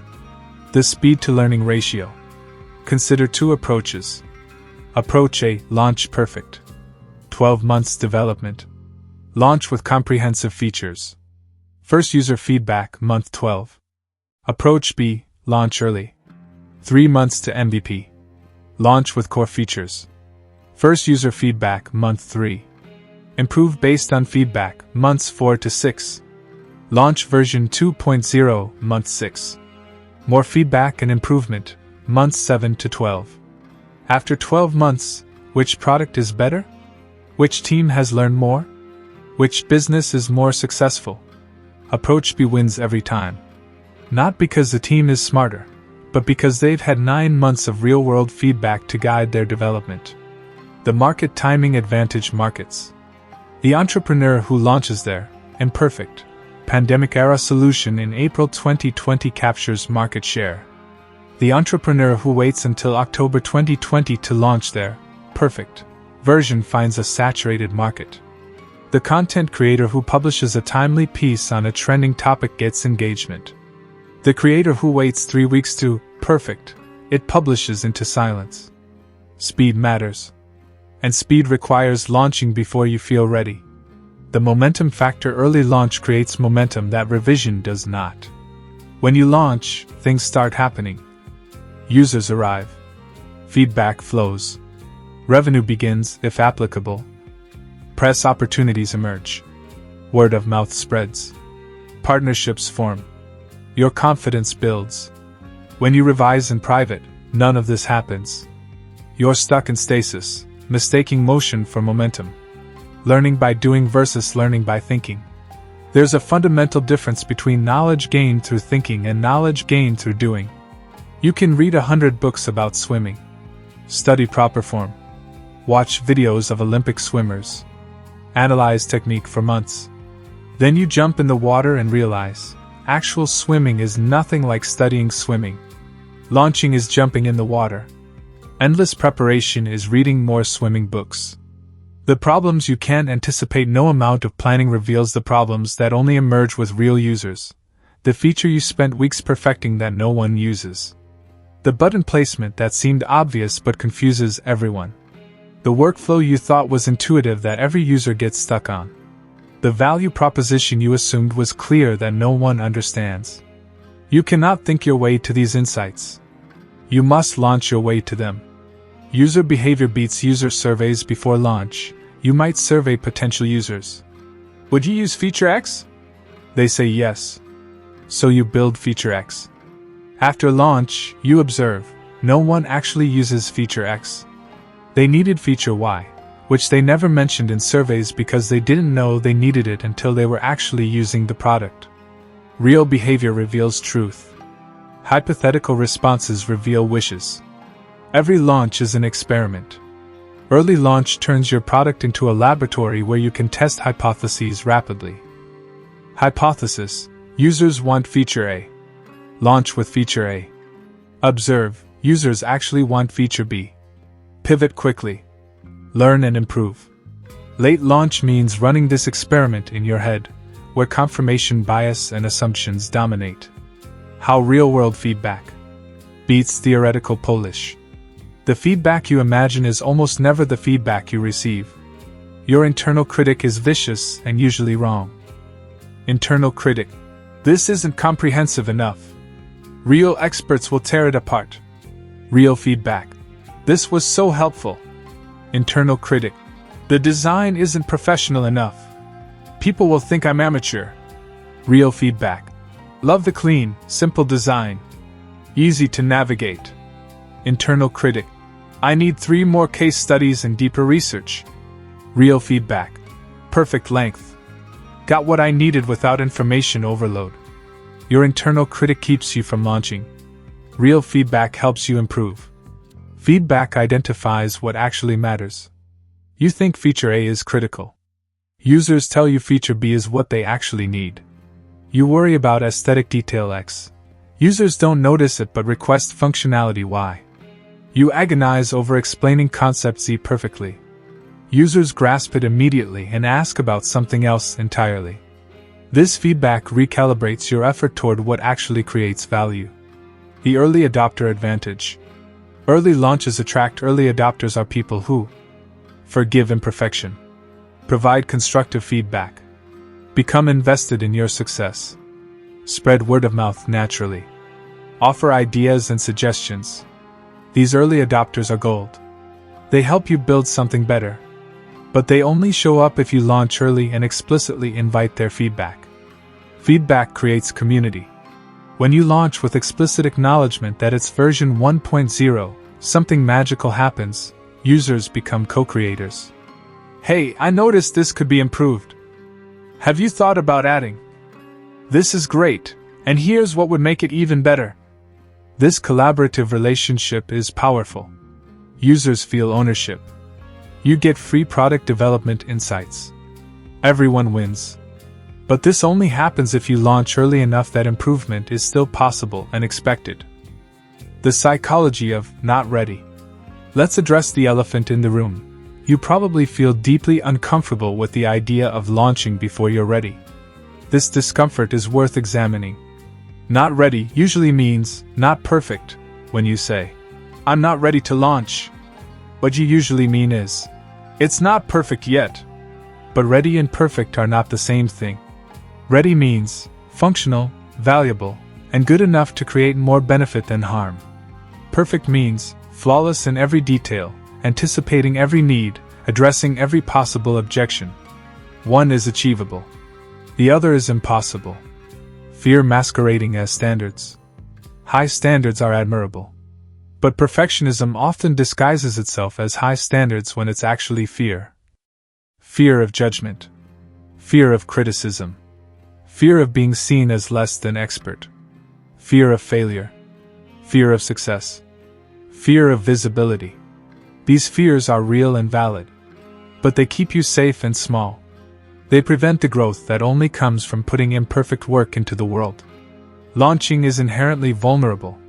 You're saying, here's something I made. I believe it has value. Please use it, judge it, respond to it. That's scary. It's supposed to be scary. But courage isn't the absence of fear. It's action despite fear. Reframing too early instead of, I can't launch yet, it's too early. Try. I should launch now, it's the perfect time to learn. Instead of, people will judge the imperfections. Try. Early adopters will appreciate being part of the journey. Instead of, it's not good enough. Try. It's good enough to create value while I continue improving. These reframes don't eliminate discomfort. They contextualize it as part of the growth process. Famous examples of imperfect launches. Nearly every successful product you admire launched in an embarrassingly imperfect state. When Amazon launched in 1995, it was just books. The website was basic. The inventory was limited. The company operated from a garage. Today's Amazon, with 2-day shipping, video streaming, cloud services, and retail dominance, emerged from consistent iteration after an imperfect launch, not from waiting to launch until everything was ready. Facebook started as the Facebook, exclusive to Harvard students, with basic profiles and minimal features. The design was rough. The functionality was limited. Mark Zuckerberg didn't wait to have a platform for all universities, let alone the world. He launched with what he had and expanded from there. Twitter's early years were plagued with outages and the infamous fail whale. The service was unreliable. Features were minimal. The user experience was rough. They launched anyway. They improved based on usage. Today, Twitter is essential global infrastructure, built on the foundation of an imperfect launch. Airbnb's founders couldn't afford rent, so they inflated air mattresses in their apartment and launched Airbed and Breakfast. The first website was basic. The concept seemed absurd to most people. They launched imperfectly, learned from real hosts and guests, and iterated into a multi-billion-dollar company. Go back and look at the first work from your favorite author, artist, or content creator. It's almost always dramatically less polished than their current work. They didn't wait until they could produce their best work. They produced their current level work, learned from doing it, and gradually got better. The minimum viable launch. So what does launch before you're ready actually look like in practice? Identify your core value. Strip away everything but the essential value proposition. For a course, what's the core transformation you're enabling? Build that. Add bonus modules later. For a product, what's the primary problem you're solving? Solve that. Add features later. For a service, what's the main result clients need? Deliver that. Expand offerings later. For content, what's the key insight or help you're providing? Provide that. Polish later. The 48-hour test: if you wanted to launch in 48 hours, what would you ship? This constraint forces prioritization. It reveals what's actually necessary versus what's perfectionist padding. Try it. What would make the cut? That's probably enough to launch. The beta launch: frame your launch explicitly as a beta or version 1.0. I'm launching the beta version. Feedback welcome. Version 1.0 is here. Updates coming based on your input. Soft launch. Testing with early users before full release. This framing manages expectations, invites collaboration, reduces pressure on you, attracts helpful early adopters, creates permission for imperfection and launch to a small audience first. Your email list only. A private Facebook group. Existing clients or customers. Friends and colleagues. A limited beta group. This allows you to get feedback in a safer environment. Fix obvious problems before wider release. Build confidence gradually. Generate testimonials and social proof. Create word-of-mouth momentum. Making peace with imperfection.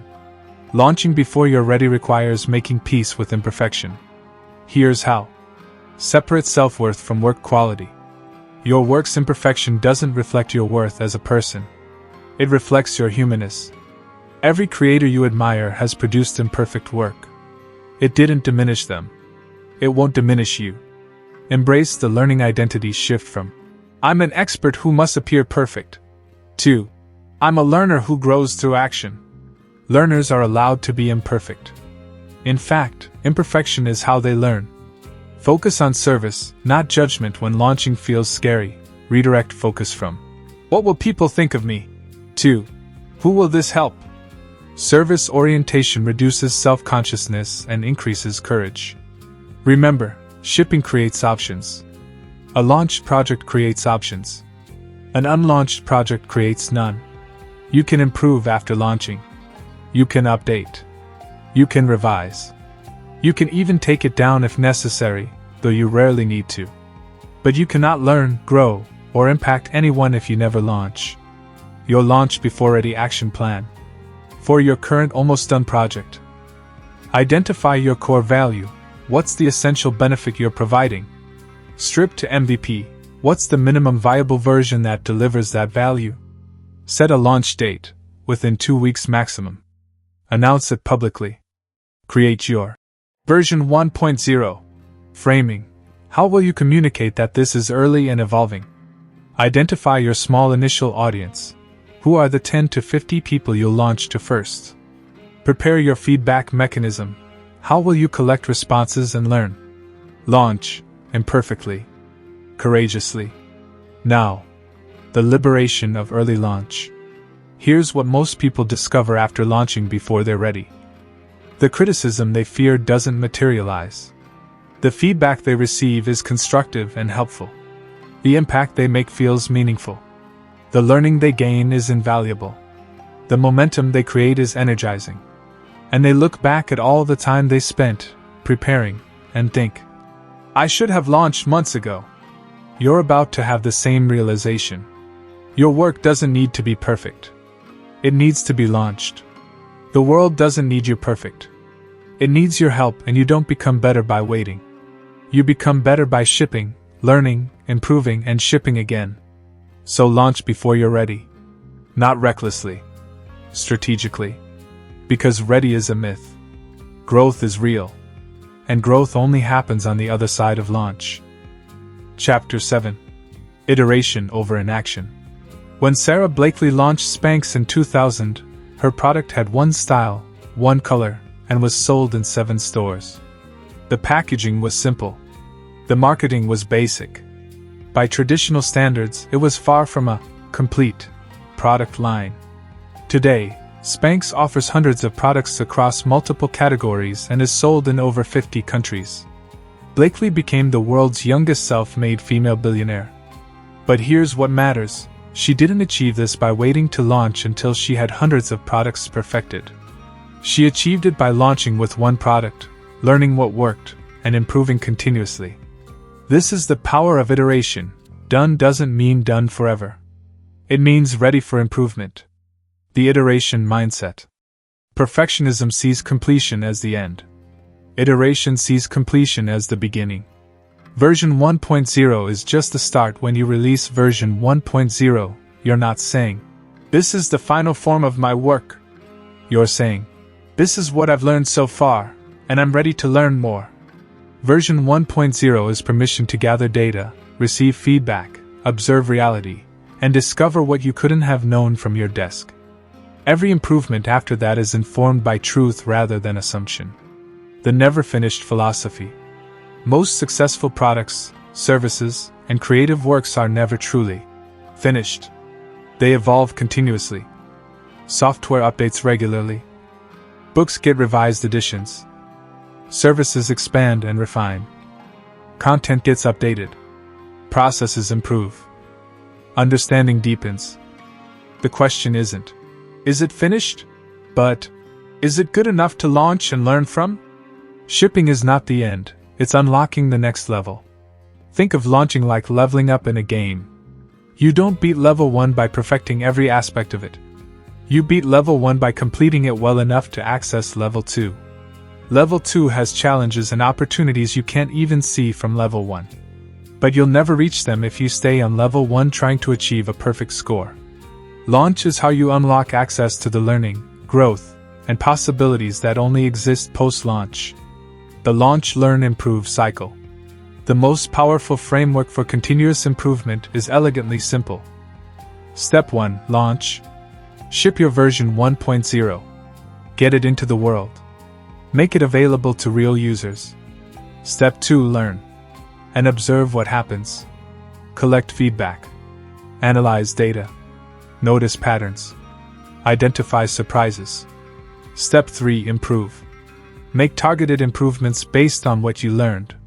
Fix what's broken. Enhance what's working. Eliminate what's unnecessary. Step 4. Launch again.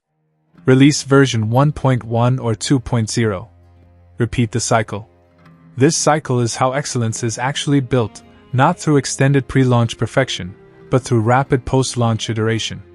Why this cycle works? The launch, learn, improve cycle works because feedback is specific instead of, I wonder if people would like X. 47% of users clicked Y.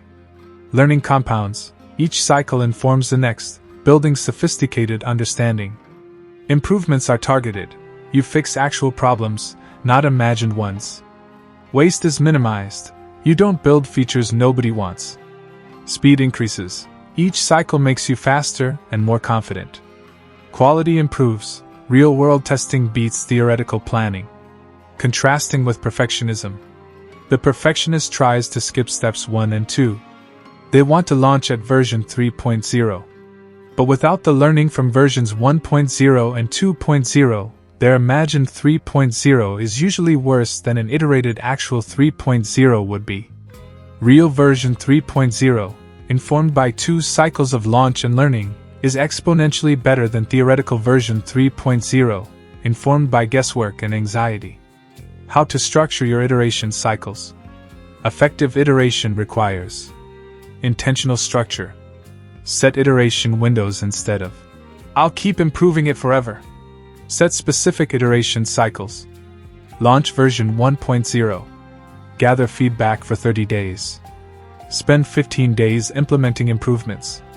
Launch version 1.1. Gather feedback for 30 days. Spend 15 days implementing improvements. Launch version 2.0. This creates rhythm and prevents both premature tweaking and infinite delay. Define success metrics before you launch. Decide how you'll measure success. For a course, completion rate, student testimonials, revenue generated, questions asked and referrals made. For a product, active users, feature usage, customer support tickets, revenue and churn rate. For content, engagement, comments, shares, time on page, return visitors, email signups, feedback quality. These metrics tell you what's working and what needs improvement. Create feedback mechanisms. Build specific ways to gather feedback. Post-purchase surveys. Usage analytics. Customer interviews. Support ticket analysis. Social media monitoring. Beta tester groups. Comment sections. Email responses.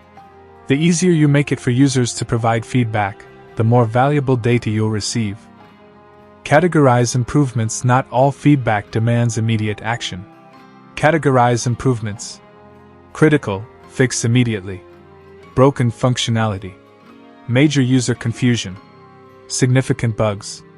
Security issues. High value, next iteration. frequently requested features, clear pain points, common questions, usability improvements, nice to have, future consideration, individual preferences, minor enhancements, niche requests, aesthetic tweaks, not aligned, decline, requests outside your vision, features that complicate unnecessarily, changes that serve one user but harm the majority. This categorization prevents you from being pulled in every direction. Examples of iconic products that evolved after launch. Every product you love evolved significantly after its initial launch. iPhone 2007. The first iPhone had no App Store, no copy-paste functionality, no video recording, no 3G, and couldn't send MMS messages. It was revolutionary and deeply flawed. Apple launched anyway. They learned what users needed. They iterated.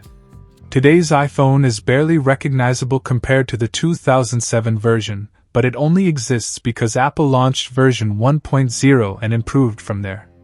Gmail launched in 2004 with 1 GB of storage, huge for the time, but as an invitation-only beta that lasted 5 years. The interface was basic. Features were limited. Google continuously improved based on usage data. Today's Gmail, with filters, labels, Smart Compose, integration with other services emerged through iteration, not initial perfection. Uber started as UberCab in San Francisco, offering only black car service. No UberX. No Uber Eats. No international presence. The app was simple, the service limited. They launched with what they had, learned from drivers and riders, and iterated into the global platform it is today. Harry Potter. J.K. Rowling didn't wait until she'd written all 7 Harry Potter books to publish the first one. She published Philosopher's Stone, learned what resonated with readers, and evolved the series based on that feedback. The later books are more complex, more mature, and more sophisticated than the first, because Rowling iterated based on reader response and her own developing craft. WordPress launched in 2003 as basic blogging software. It was simple, had limited features, and served a narrow use case. Through continuous iteration based on user needs, it evolved into the content management system that now powers over 40% of all websites. This happened through thousands of iterations, not through waiting to launch until perfect. Iteration in creative work. Iteration isn't just for products. It applies to all creative work. Authors don't write one perfect book. They write multiple books, each one better than the last. Stephen King's 60th novel is dramatically better than his first, because he iterated his craft through completion, not through endless revision of one manuscript. Publish Book 1. Learn from reviews and sales. Apply those lessons to Book 2. Repeat. Picasso created over 50,000 artworks in his lifetime. He didn't create one perfect piece. He created prolifically, experimented constantly, and evolved through iteration. His early work looks nothing like his later work. The evolution happened through doing, not through waiting. Musicians release albums, tour, receive feedback, and evolve their sound. Taylor Swift's early country albums bear little resemblance to her later pop albums. That evolution came through releasing work and learning from audience response. Consulting/services providers don't perfect their offering before taking clients. They start with a basic service, deliver it, learn what works, refine their process, and improve their offering. The consultant with 50 clients has a better service than the consultant who's spent 2 years perfecting their methodology without serving anyone. The compound effect of continuous improvement. Small improvements, compounded over time, create extraordinary results. The 1% rule: if you improve by just 1% with each iteration, you're not just 1% better after 100 iterations. You're nearly 270% better due to compounding. If you launch 12 times per year, each time improving by 1%, you end the year 12.7% better. Over 5 years? You're 80% better. That's the maths of iteration versus the maths of perfection, which is, spend 5 years preparing, launch once, be 0% better than when you started because you never got real feedback. Each iteration makes you smarter. You understand your users better. You recognize patterns faster. You make decisions more confidently. You prioritize more effectively. You ship more efficiently. This accumulated expertise is your competitive advantage. It only comes through repeated cycles of launch and learning. The momentum multiplier iteration creates momentum that makes each subsequent improvement easier. Your first improvement takes significant effort. Your second is slightly easier. Your 10th is almost automatic. Your 100th is second nature.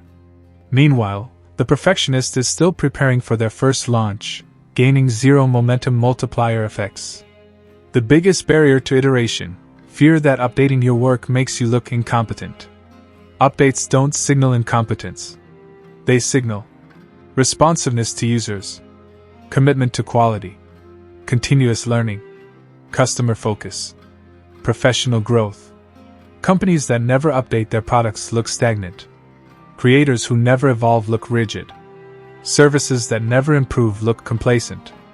How you frame updates matters. Cross mark. Sorry, the first version was terrible. Here's a fix. White heavy check mark. Based on your feedback, we've made improvements. Cross mark. We messed up and had to change it. White heavy check mark. Version 2.0 includes features you requested. Cross mark. This should have been in version 1.0. White heavy check mark. We listened to your needs and added this enhancement. Updates are a feature, not a bug. They show you're alive, active, and attentive. Building update. Make your iterations cycle part of your brand. We release updates every quarter based on user feedback. Join our beta program and influence our roadmap. Your suggestions shaped version 2.0. Thank you. When users know updates are coming, they expect imperfection in early versions and appreciate being part of the evolution. The danger of infinite iteration. While iteration is powerful, there's a trap: infinite iteration that prevents you from moving to your next project. Knowing when to stop iterate until core functionality works well. Users are satisfied with the main value proposition. Critical issues are resolved. Returns on improvement are diminishing. Then move to your next project while maintaining the current one. The 80-20 rule of iteration: 80% of the value comes from 20% of the improvements. After 2 to 3 major iteration cycles, you've captured most of the available value. Further iterations yield smaller returns. At some point, starting your next project creates more value than perfecting the current one. Don't confuse iteration with reinvention. If you're rebuilding from scratch, you're not iterating, you're starting over. True iteration makes targeted improvements while maintaining core structure. If you find yourself wanting to rebuild entirely, it might be time to start a new project incorporating your learning. Your iteration action plan. For your next launch. Before launch, define your version 1.0 scope. Set success metrics. Create feedback mechanisms. Schedule your first iteration window. After launch, gather feedback systematically for 30 days. Analyze data and categorize improvements. Select 2 to 3 high-value improvements. Implement them in 7 to 14 days. Launch version 1.1. Repeat. Long-term. Set a rhythm, monthly or quarterly iterations. Communicate updates to your audience. Track improvement over time. Celebrate your evolution. The iteration identity. People who embrace iteration develop a specific identity. They're builders, not just planners. They're learners, not just knowers. They're evolvers, not just creators. This identity is powerful because it removes pressure for initial perfection, encourages experimentation, celebrates progress, reduces fear of judgment, increases speed and output. When you identify as someone who launches and improves, rather than someone who perfects then launches, everything changes. The truth about iteration and perfection. Here's the final truth about iteration versus perfection: perfect doesn't exist. What exists is continuous improvement toward a moving target of excellence. The perfectionist chases a mirage. The iterative creator builds a reality. The perfectionist asks, How can I make this perfect before launching? While the iterative creator asks, how can I launch this and make it better? One question leads to paralysis. The other leads to progress. Iteration over inaction isn't just a strategy. It's a philosophy. A way of engaging with your work, your audience, and your growth. It says, I'd rather be imperfect and improving than perfect and imaginary. And that choice, to iterate rather than wait, is what separates people who impact the world from people who only dream about it. Ship version 1.0. Learn from reality. Improved based on truth. Ship version 2.0. Repeat forever. That's not settling for less. That's choosing the only path to actual excellence. Launch. Learn. Improve. Repeat. That's how greatness is actually built. Chapter 8. Building a culture of done. For teams. When Sheryl Sandberg joined Facebook as CEO in 2008, she noticed something that would become central to the company's success. The phrase, "Done is better than perfect," was painted on the walls. This wasn't just a motivational slogan. It was a core operating principle that shaped how teams worked, how decisions were made, and how products were shipped. Facebook's culture of shipping quickly and iterating based on data helped them move faster than competitors, test more ideas, and learn from reality rather than theory. While other social networks debated features for months, Facebook shipped, learned, and improved. This cultural advantage, valuing completion over perfection, can be replicated in any team or organization. But it requires intentional design and consistent reinforcement. Why team perfectionism is especially costly. Individual perfectionism delays projects. Team perfectionism paralyses organizations. The multiplication effect: when one person is perfectionist, one project gets stuck.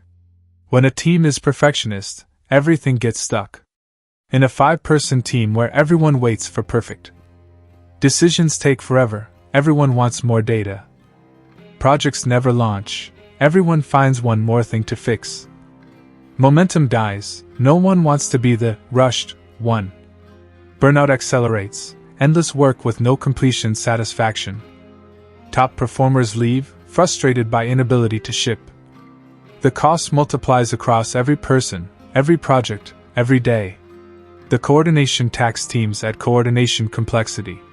The more people involved, the more opinions, perspectives, and what-ifs enter the equation. In a perfectionist culture, this coordination tax becomes crushing. Meetings to discuss whether we need more meetings. Revisions to revisions to revisions. Consensus seeking that delays decision-making. Risk aversion that prevents bold moves. Analysis paralysis at organizational scale. The innovation killer teams exist to create leverage, to accomplish more together than individuals could separately. But perfectionist cultures kill this potential. Innovation requires experimentation. Experimentation requires accepting failure. Perfectionism cannot tolerate failure. Therefore, perfectionism kills innovation. The math is simple and devastating. The talent drain. High performers want to ship. They want impact. They want to see their work in the world creating value. Perfectionist cultures frustrate these people. They leave for environments where they can actually finish things. You lose your best people to competitors who embrace done over perfect. Does your team suffer from perfectionism? Look for these symptoms. Meeting symptoms. Meetings about meetings. Decisions repeatedly revisited. Action items that never get completed. Let's gather more data as the default response. Difficulty reaching consensus. Fear of making the wrong decision. Project symptoms. Everything takes longer than estimated. Projects in permanent, almost done status. Scope creep on every initiative. Launch dates that keep moving. Just one more thing before shipping. Communication symptoms. Excessive documentation requirements. Approval processes with multiple layers. Fear-based language. What if we're wrong?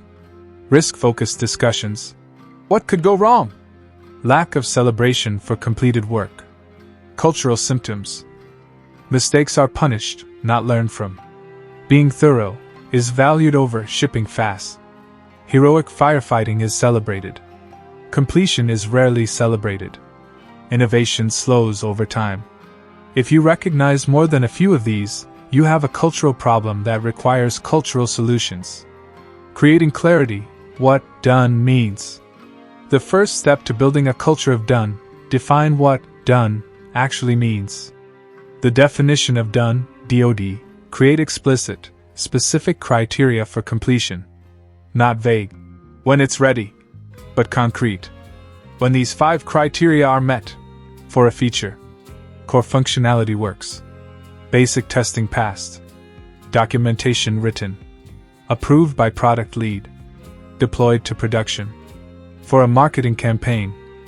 Content created and approved. Assets designed and finalized. Distribution channels selected. Launch date scheduled. Success metrics defined. Define the minimum quality standard that's acceptable for launch. Our minimum viable standard solves the core user problem without critical bugs. Everything else can be improved post-launch. This gives teams permission to ship without endless polishing. Done versus perfect explicitly distinguish between done and perfect.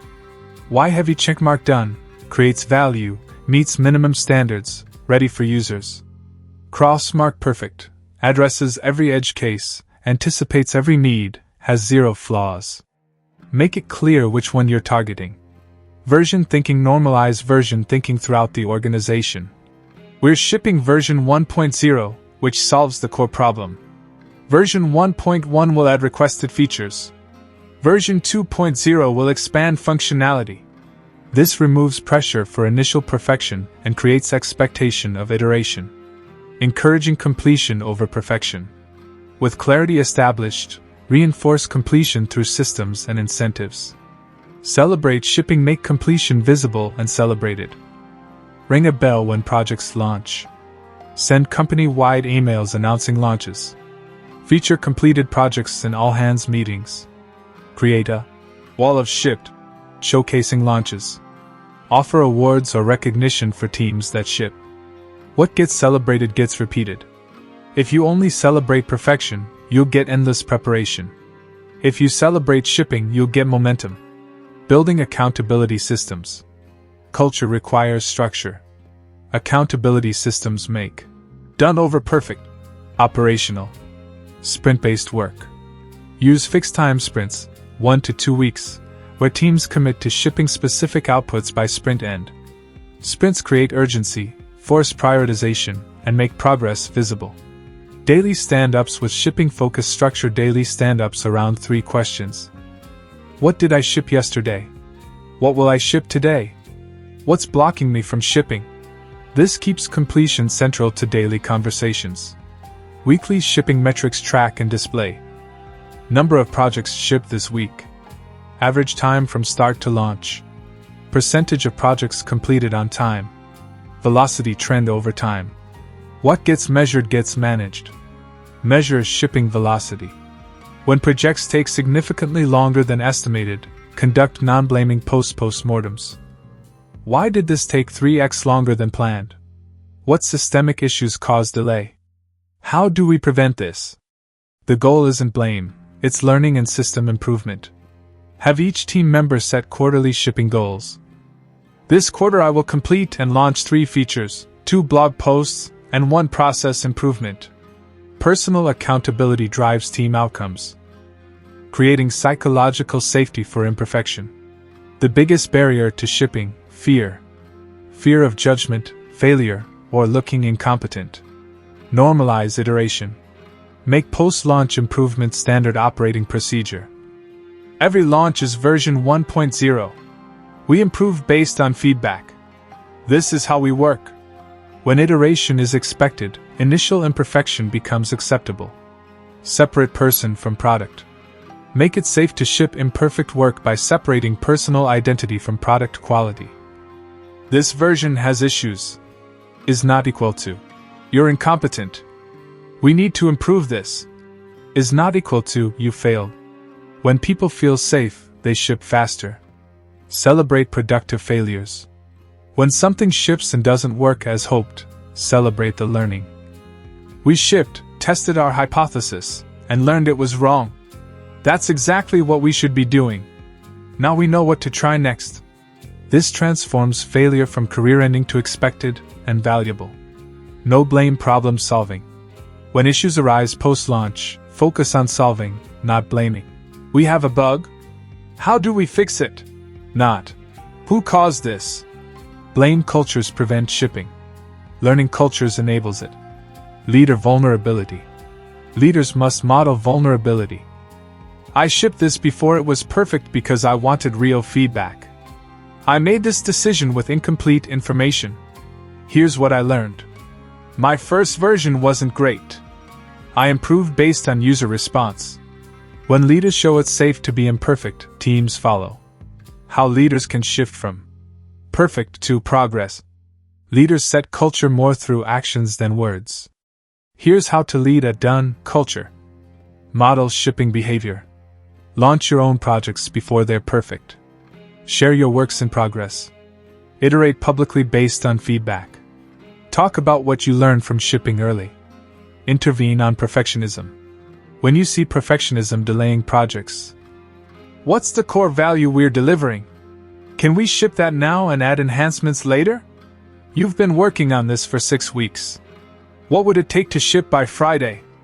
I'd rather see version 1.0 tomorrow than version 2.0 never. Active intervention signals that shipping matters more than perfecting. Reframe mistakes when launches don't go perfectly. What did we learn? How does this inform our next move? Not, why wasn't this caught before launch? Reward speed. Promote and reward people who ship consistently, even if imperfectly, over people who perfect slowly. Your promotion decisions signal what you actually value. Cut scope aggressively. When projects balloon, cut ruthlessly. Which 20% of features deliver 80% of the value? Ship those. Park the rest for version 2.0.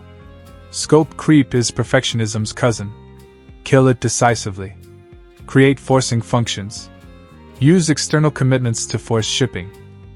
Schedule customer demos before features are ready. Announce launch dates publicly. Create beta programs with committed start dates. Enter competitions with submission deadlines. These external commitments override internal perfectionism. Team rituals that reinforce completion. Rituals make culture tangible and repeatable.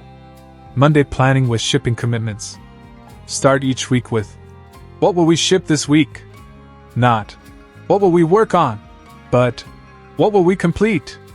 Friday's shipping showcase. End each week showcasing what shipped. Each team presents their completions, celebrate progress, and build momentum into the weekend. Monthly launch retrospectives. Review all launches from the past month. What shipped? What was the impact? What did we learn? How do we apply these learning? This reinforces shipping as the goal and learning as the outcome. Quarterly, finish sprints. Dedicate 1 week per quarter to completing almost done projects. Finish sprint, no new work. Complete existing projects only. This prevents accumulation of 90% done work. Shipping awards. Create awards that celebrate completion. Most shipped award. Best learning from launch award. Fastest iteration award. Bold launch award for shipping despite fear. What gets awarded gets aspired to. Tools and processes that enable shipping. Culture needs supporting infrastructure. Visual work management. Use boards, physical or digital, with clear columns, to do, in progress, done, shipped. Make shipped visually prominent. Track what actually launched, not just what was completed internally. Definition of done checklists. Every project type gets a checklist. When all items are checked, it ships. No discussion. No debate. Checklist complete equals launch. Launch approval process. Keep approval processes minimal. Single person approval for small launches. Maximum 2-person approval for major launches. Multi-layer approval processes invite perfectionism. Post-launch templates. Create simple templates for post-launch, feedback collection, bug tracking, feature requests, and success metrics review. This makes iteration systematic, not ad hoc. Communication guidelines. Establish how launches are communicated. All launches, regardless of size, get announced to the team. This normalizes shipping and celebrates progress. Handling resistance to done over perfect. Some team members will resist. Here's how to handle common objections. But quality matters. Response. Quality does matter. That's why we ship and improve based on real feedback rather than guessing in isolation. Real-world quality beats theoretical perfection. Our customers expect excellence. Response. Customers expect solutions to their problems. A perfect solution they never get helps no one. A good solution now that improves over time serves them better. This makes us look unprofessional. Response. Companies that iterate quickly based on feedback look responsive and customer-focused. Companies that take years to launch look slow and out-touch. What if we launch something with critical flaws? Response. We're not advocating recklessness. We're advocating shipping when we meet our minimum viable standard, not when we achieve impossible perfection. I can't put my name on imperfect work. Response. Then you'll never put your name on anything, because perfect doesn't exist. Every professional has shipped imperfect work and improved it. That's the profession. Measuring cultural shift. How do you know if your culture is actually changing? Track these indicators. Leading indicators predict future success. Decrease in average project duration. Increase in number of projects shipped. Decrease in number of approval layers. Increase in iteration velocity. Decrease in meeting time about projects. Increase in post-launch improvements. Lagging indicators confirm past success. Revenue growth from faster shipping. Customer satisfaction with product evolution. Employee satisfaction and retention. Innovation output, new ideas tested. Market share gains from speed advantage. Qualitative signals. Language shifts. Let's ship version 1.0. Becomes common. Energy increases, completion creates momentum. Decision-making accelerates. Fear decreases, psychological safety increases. Celebration increases, shipping becomes normal and valued. The compounding advantage. Teams that build a culture of done create compounding advantages.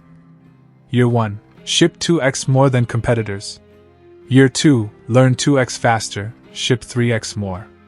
Year 3. Have 3x the expertise, ship 5x more. Year 5. Dominate market through velocity advantage. The team that ships consistently doesn't just win one race. They win the marathon by accumulating learning, momentum, and market presence that slower competitors cannot match. Your team's action plan. To build a culture of done. Week 1. Define what done means specifically. Establish minimum viable standards. Communicate the shift to the team. Week 2 to 4. Implement daily shipping check-ins. Start celebrating completions. Begin tracking shipping metrics. Month 2 to 3. Introduce shipping rituals. Create accountability systems. Address resistance constructively. Quarter 2. Review and refine processes. Celebrate cultural wins. Expand successful practices. Year 1. Make done over perfect your defining advantage. Measure results. Iterate on cultural practices themselves. The leadership challenge. Building a culture of done is ultimately a leadership challenge. It requires courage to ship before perfect. It requires discipline to maintain standards while enabling speed. It requires wisdom to know when to push and when to support. But the payoff is extraordinary. A team that creates more, learns faster, serves customers better, and enjoys their work more.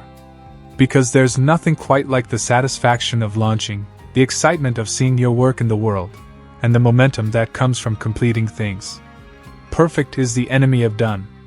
Done is the foundation of greatness. Build a culture where done wins. Your team, your customers, and your business will thank you. Chapter 9. Making done your default. Seth Godin has published over 20 books, shipped countless products, and written a blog post every single day for over 15 years. That's over 5,000 consecutive days of publishing. When asked how he maintains this level of consistency, his answer is telling. I don't ask myself if I feel like writing. I don't evaluate whether today's post is good enough. I just published. Every day. It's what I do. For Seth, finishing isn't an occasional achievement requiring heroic effort. It's his default mode. His identity. His automatic behavior. This chapter is about making that same transformation, from someone who occasionally finishes things to someone for whom finishing is simply what you do. Your relationship with completion starts with identity. Most people identify as someone who wants to, or hopes to, complete things. Their identity is aspirational, not operational. The transformation happens when your identity shifts to, I am someone who finishes things. Not, I want to finish things. Not, I should finish things. But, I finish things. It's who I am. Identity drives behavior. Research in behavior change shows that identity-based changes are more durable than outcome-based changes. Outcome-based. I want to complete this project. Temporary motivation. Identity-based. I am a finisher. Permanent orientation. When finishing becomes part of your identity, you don't have to motivate yourself to complete things. You complete things because that's what finishers do. It would be strange not to. You can't just declare a new identity and expect your brain to believe it. You must collect evidence. Every time you finish something, anything, you're collecting evidence that I am a finisher. Finish a small task, evidence. Complete a project, evidence. Ship when you could keep polishing, evidence. Accumulate enough evidence, and your identity shifts from aspiration to reality, turning done into a habit. Habits are behaviors you perform automatically, without deliberate decision-making. That's precisely where you want completion to live. The habit loop. Every habit has three components. Cue, the trigger that initiates the behavior. Routine, the behavior itself. Reward, the benefit that reinforces the behavior. To make finishing automatic, you need to design this loop intentionally. Designing your completion cue. Common effective cues for finishing. Time-based.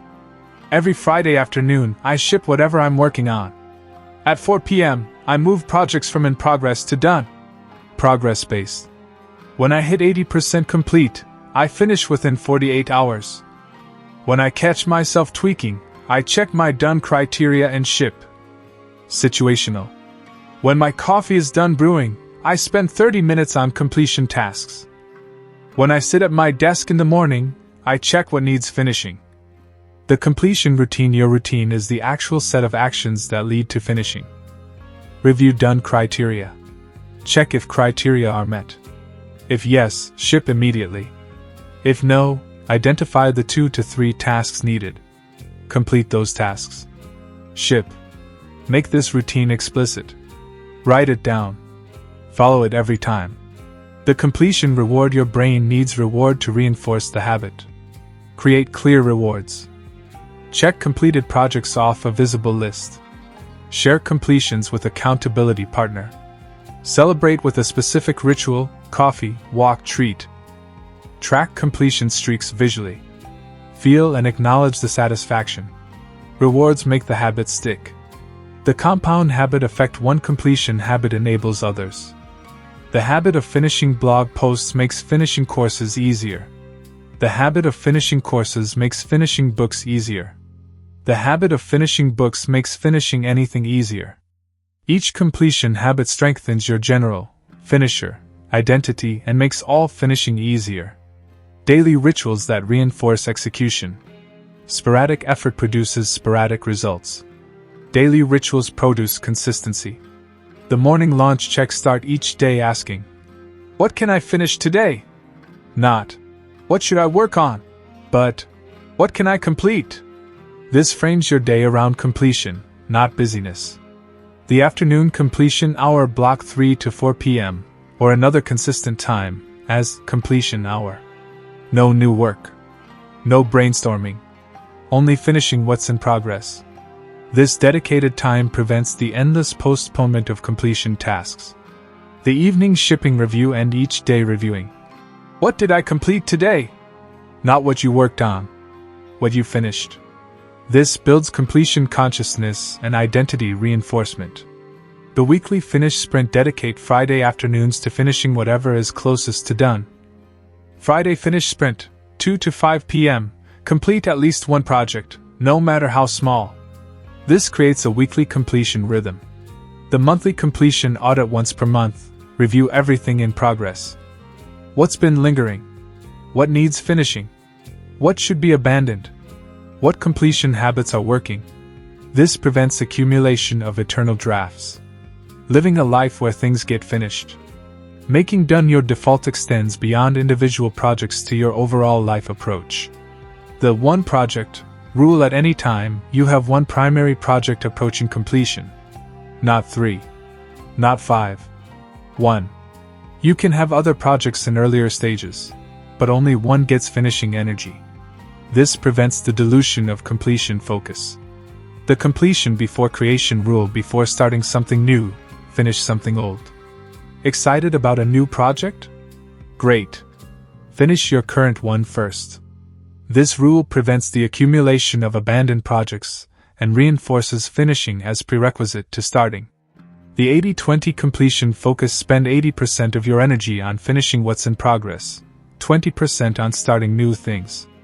Most people reverse this: 80% starting, 20% finishing. They're drowning in unfinished work. Invert the ratio, and you become a prolific finisher.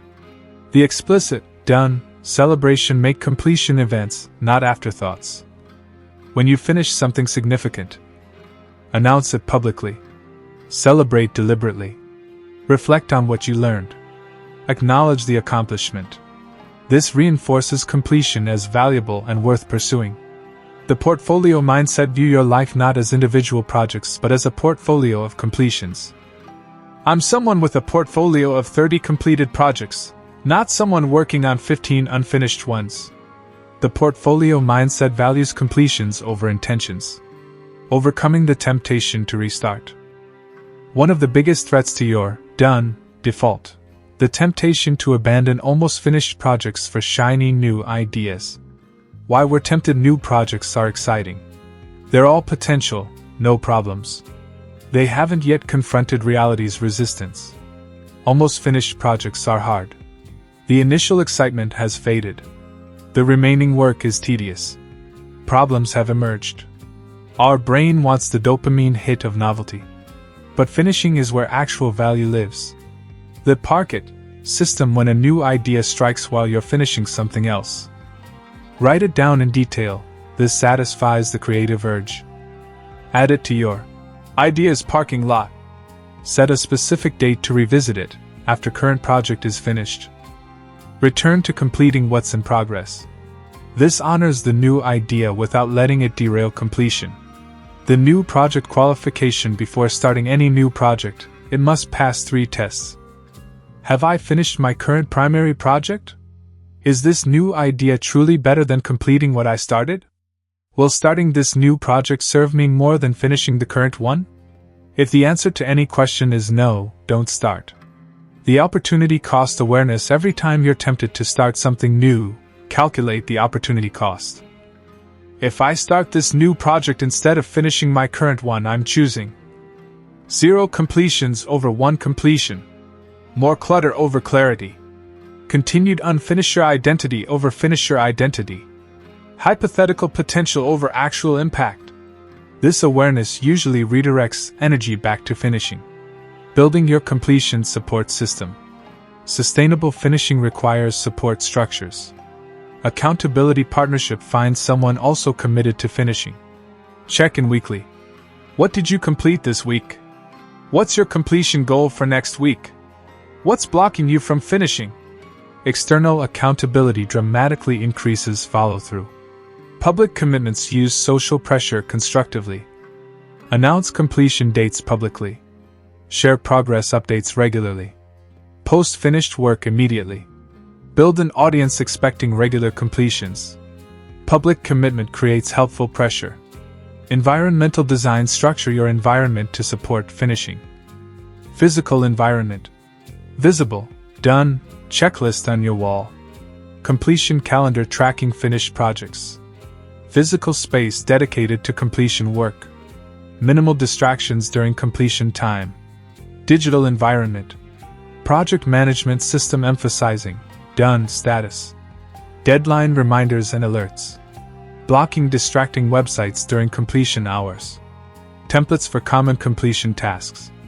The completion squad. Build a small group, 3 to 5 people, committed to finishing. Meet monthly to share what you've completed. Declare what you'll finish next month. Support each other through resistance. Celebrate each other's launches. Community makes completion sustainable. Tracking your completion metrics. What gets measured gets managed. Track these metrics. Completion rate. Projects started versus projects finished. Goal: 80% plus completion rate. If you're below this, you're starting too much or finishing too little. Average time to completion from project start to finish. What's your average? Track this monthly. Watch it decrease as you build your finishing muscle. Completion streak. How many consecutive weeks have you completed at least one project? Build streaks. Protect them. Streaks create momentum.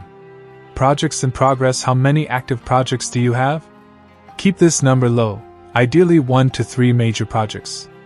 More than 5 is a warning sign. Completion satisfaction score. Rate your satisfaction with each completion, 1 to 10. This helps you understand which types of projects energize versus drain you. Monthly completion dashboard. Create a simple dashboard tracking. Projects completed this month, number. Current completion streak, weeks. Projects in progress, number. Average satisfaction score, number. Next month's completion goals, list. Review this monthly. Celebrate improvements. The completion mindset mantras. Language shapes thinking. Use these mantras when resistance appears. When tempted to keep polishing. Done and improving beats perfect and imaginary. When afraid to launch. Courage isn't comfort. It's action despite discomfort. When overwhelmed by remaining work. Finished is better than perfect. Ship now, improve later. When distracted by new ideas. Finish what you start. Start what you'll finish. When doubting quality. Good enough to help someone is good enough to launch. When facing criticism. Critique means people care. Silence means they don't. When tired. This too shall pass. The completion will last. The 90-day completion transformation. Want to make finishing your default? Commit to 90 days. Days 1 to 30, foundation. Define your completion criteria clearly. Establish daily completion rituals. Finish 4+ projects, start small. Track completion metrics. Build accountability partnership. Days 31 to 60, momentum. Increase completion difficulty. Finish 4+ more projects. Refine your systems based on what's working. Share completions publicly. Celebrate your streak. Days 61 to 90, identity. Finish 4+ more challenging projects. Help someone else finish something. Reflect on your transformation. Identify as a finisher explicitly. Plan your next 90 days. After 90 days of consistent finishing, the identity shift has occurred. You've collected overwhelming evidence that I am someone who finishes things. The compound effect of consistent completion. Imagine 2 people with equal talent and ideas. Person A starts 20 projects per year, finishes 3. Person B starts 12 projects per year, finishes 10. After 5 years. Person A, 15 completed projects, reputation for not following through. Person B, 50 completed projects, reputation as a reliable finisher. After 10 years. Person A, 30 completed projects, career plateau. Person B, 100 completed projects, industry leadership. The difference isn't talent. It's the compound effect of consistent completion. From trying to being. The final transformation isn't about trying harder to finish things. It's about becoming someone for whom finishing is natural. You stop needing motivation to complete projects, just like you don't need motivation to brush your teeth. It's just what you do. You stop negotiating with yourself about whether to ship. You check your done criteria. If they're met, you ship. Automatically. You stop feeling proud of finishing in an ego way. You feel satisfied in a craftsperson way. You made something, completed it, and put it in the world. Of course you did. That's what you do. This is the goal, making done your default. Not your occasional achievement. Not your aspirational goal. Your default mode. When this happens, productivity stops being effortful and starts being natural. Success stops being lucky and starts being inevitable. Impact stops being hopeful and starts being actual. Because you don't just finish things sometimes. You finish things. It's who you are. Your identity declaration. Right now, declare this to yourself. I am a finisher. I complete what I start. I ship before perfect. I improve after launching. I finish things because that's who I am and what I do. This is my identity, my default, my way of being in the world. Say it. Believe it. Then prove it through action. Finish something today. Then finish something tomorrow. Then finish something next week. Collect the evidence. Build the identity. Make done your default. The world doesn't need more people who almost finish things. It needs you, finishing, shipping, and completing things consistently. Starting now. Finishing always. Conclusion. Finish first, perfect later. You started this book, and now you're finishing it. That's not coincidental. It's symbolic. You've demonstrated the very principle this book teaches: completion matters more than perfection. This conclusion might not be perfectly structured. Some chapters might resonate more than others. That's okay. Because the book is done. And done means it can help you. Done means you can apply its lessons. Done means its value is actual, not theoretical. Perfect would have meant you'd never read it. Why finishing matters more than perfecting. Let's crystallize everything into one truth: finished work creates value. Unfinished work creates none. It's really that simple. Your brilliant idea helps no one while it lives in your head. Your perfect plan impacts nothing while it sits in your drawer. Your almost complete project changes nothing while it remains in draft mode. But the moment you finish and ship, even imperfectly, everything changes. People can use it. Feedback can improve it. Revenue can flow from it. Opportunities can emerge from it. Learning can be extracted from it. Your confidence can grow from it. Your identity can be reinforced by it. Finished is the switch that turns potential into actual. Unfinished leaves the switch permanently off.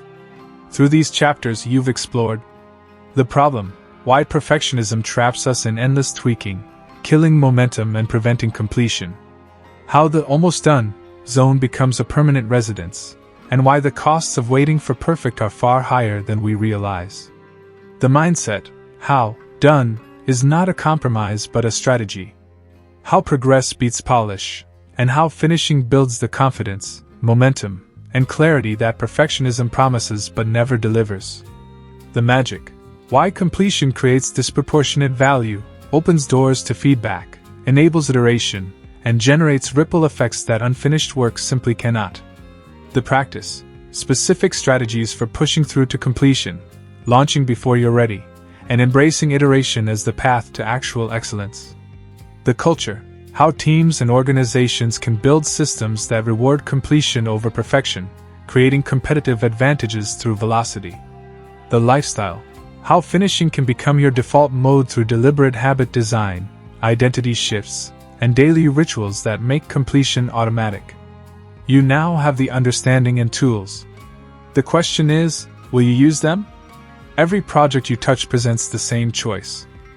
Path A, the perfectionist path. Endless revision and refinement. Perpetual, almost done, status. Anxiety and self-doubt. Projects that linger for months or years. A portfolio of intentions instead of completions. The regret of opportunities missed. Path B, the finisher path. Clear completion criteria and deadlines. Shipping at good enough. Learning from real feedback. Continuous iteration and improvement. A growing portfolio of actual work. The satisfaction of consistent impact.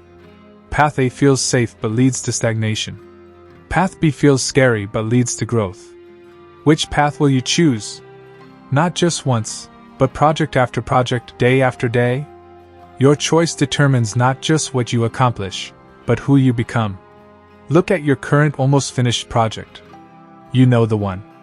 The one you've been almost done with for weeks or months. The one you keep finding reasons to revise rather than ship. Apply what you've learned. Define done with brutal specificity. What exactly needs to happen for this to be complete? Write it down. Set a public deadline within 14 days. Announce it. Create accountability. Strip to MVP. What's the minimum version that creates real value? Cut everything else. Apply the 90% rule. If it's 90% done, it's done enough. Ship it. Launch it, imperfectly. Courageously. Immediately. Don't wait until you finish reading this conclusion. Do it now. This book will still be here when you get back. I'm serious. Put the book down and make one concrete move toward finishing that project. The momentum of one completion. Here's what will happen when you finish that first project. You'll feel relief. The weight you've been carrying will lift. You'll feel satisfied in a deep, soul-level way that endless tweaking never provides. You'll also feel slightly terrified. It's out there. Imperfect. Visible. Vulnerable. That terror is good. It means you're growing. It means you chose courage over comfort. Then something magical will happen. Feedback will arrive. Some of it will be positive, usually more than you expected. Some will be constructive. All of it will be useful. You'll realize the things you worried about don't matter as much as you thought. You'll discover things you hadn't considered do matter. You'll improve based on reality, not anxiety. And most importantly, you'll want to do it again. Because completion is addictive in the best way. It creates momentum. One finish leads to another. Then another. Before you know it, you're someone who finishes things. Not someone who tries to finish things. Someone who does. This is your new operating system. Finish often. Improve always. Finish, complete projects at good enough. Ship them. Get them into the world. Often, make finishing a regular rhythm, not a rare event. Weekly, monthly, quarterly, build a cadence. Improve, use feedback to make each version better. Iterate based on reality. Always, never stop this cycle. It's not a phase. It's a lifestyle. This cycle, finish, learn, improve, repeat, is how every successful creator, entrepreneur, and innovator actually works. They don't achieve perfection then ship. They ship then achieve excellence through iteration. You can do the same. Starting with your next project. And the one after that. And the one after that. The finished life. Imagine your life 5 years from now if you embrace this philosophy. You've completed 50 projects instead of perfecting 5. You've learned from 50 sets of feedback instead of 5 sets of assumptions. You've built momentum instead of accumulated anxiety. You've developed a reputation for getting things done instead of getting things stuck. You look back at a portfolio of actual work, books, courses, businesses, art, contributions instead of a hard drive full of almost. You've helped real people solve real problems instead of helping imagined people solve imagined problems perfectly. You've become someone who creates impact instead of someone who creates perfect plans. This isn't fantasy. This is the natural result of choosing done over perfect, consistently for years. The life you want isn't on the other side of perfect. It's on the other side of finished. Your superpower. Making, done, your superpower gives you an advantage most people never develop. While others debate, you ship. While others plan, you execute. While others are perfect, you complete and iterate. While others wait for confidence, you build it through action. This advantage compounds. You learn faster, produce more, impact more people, create more opportunities, and build more momentum than people who wait for perfection. Not because you're smarter or more talented. Because you finish things. In a world drowning in unfinished projects and unrealized potential, the ability to consistently complete things is a genuine superpower. Develop it. Use it. Share it. The final challenge. I'll leave you with a challenge. In the next 30 days, finish and ship 3 things. They can be small: a blog post, a painting, a home project, a business idea MVP, a difficult conversation, a long postponed task. Or they can be significant: the book chapter, the product launch, the career transition, the creative project you've been almost done with forever. Finish 3 things in 30 days. Track them. Celebrate them. Learn from them. Then do it again next month. And the month after that. After a year, you'll have 36 completions. That's 36 pieces of evidence that you're a finisher. That's 36 opportunities to learn and grow. That's 36 more completed projects than most people create in years. That's the power of done. You've reached the end of this book. You didn't just start it, you finished it. That's worth acknowledging. In a world where most books are started and not finished, you completed this one. You demonstrated the very principle we've explored. Now take that same energy, the energy that got you to this final page, and direct it toward your unfinished work. Your almost done project deserves to become done. Your brilliant idea deserves to become real. Your potential impact deserves to become actual. The world doesn't need you perfect. It needs to be finished. So finish. Ship. Learn. Improve. Repeat. That's not just a philosophy. That's your new way of being. Welcome to the other side of done. Now go create something finished. One more thing. Before you close this book and move on, do one thing right now. Open your calendar. Block 2 hours within the next 3 days. Label it Completion Sprint, Finish Specific Project.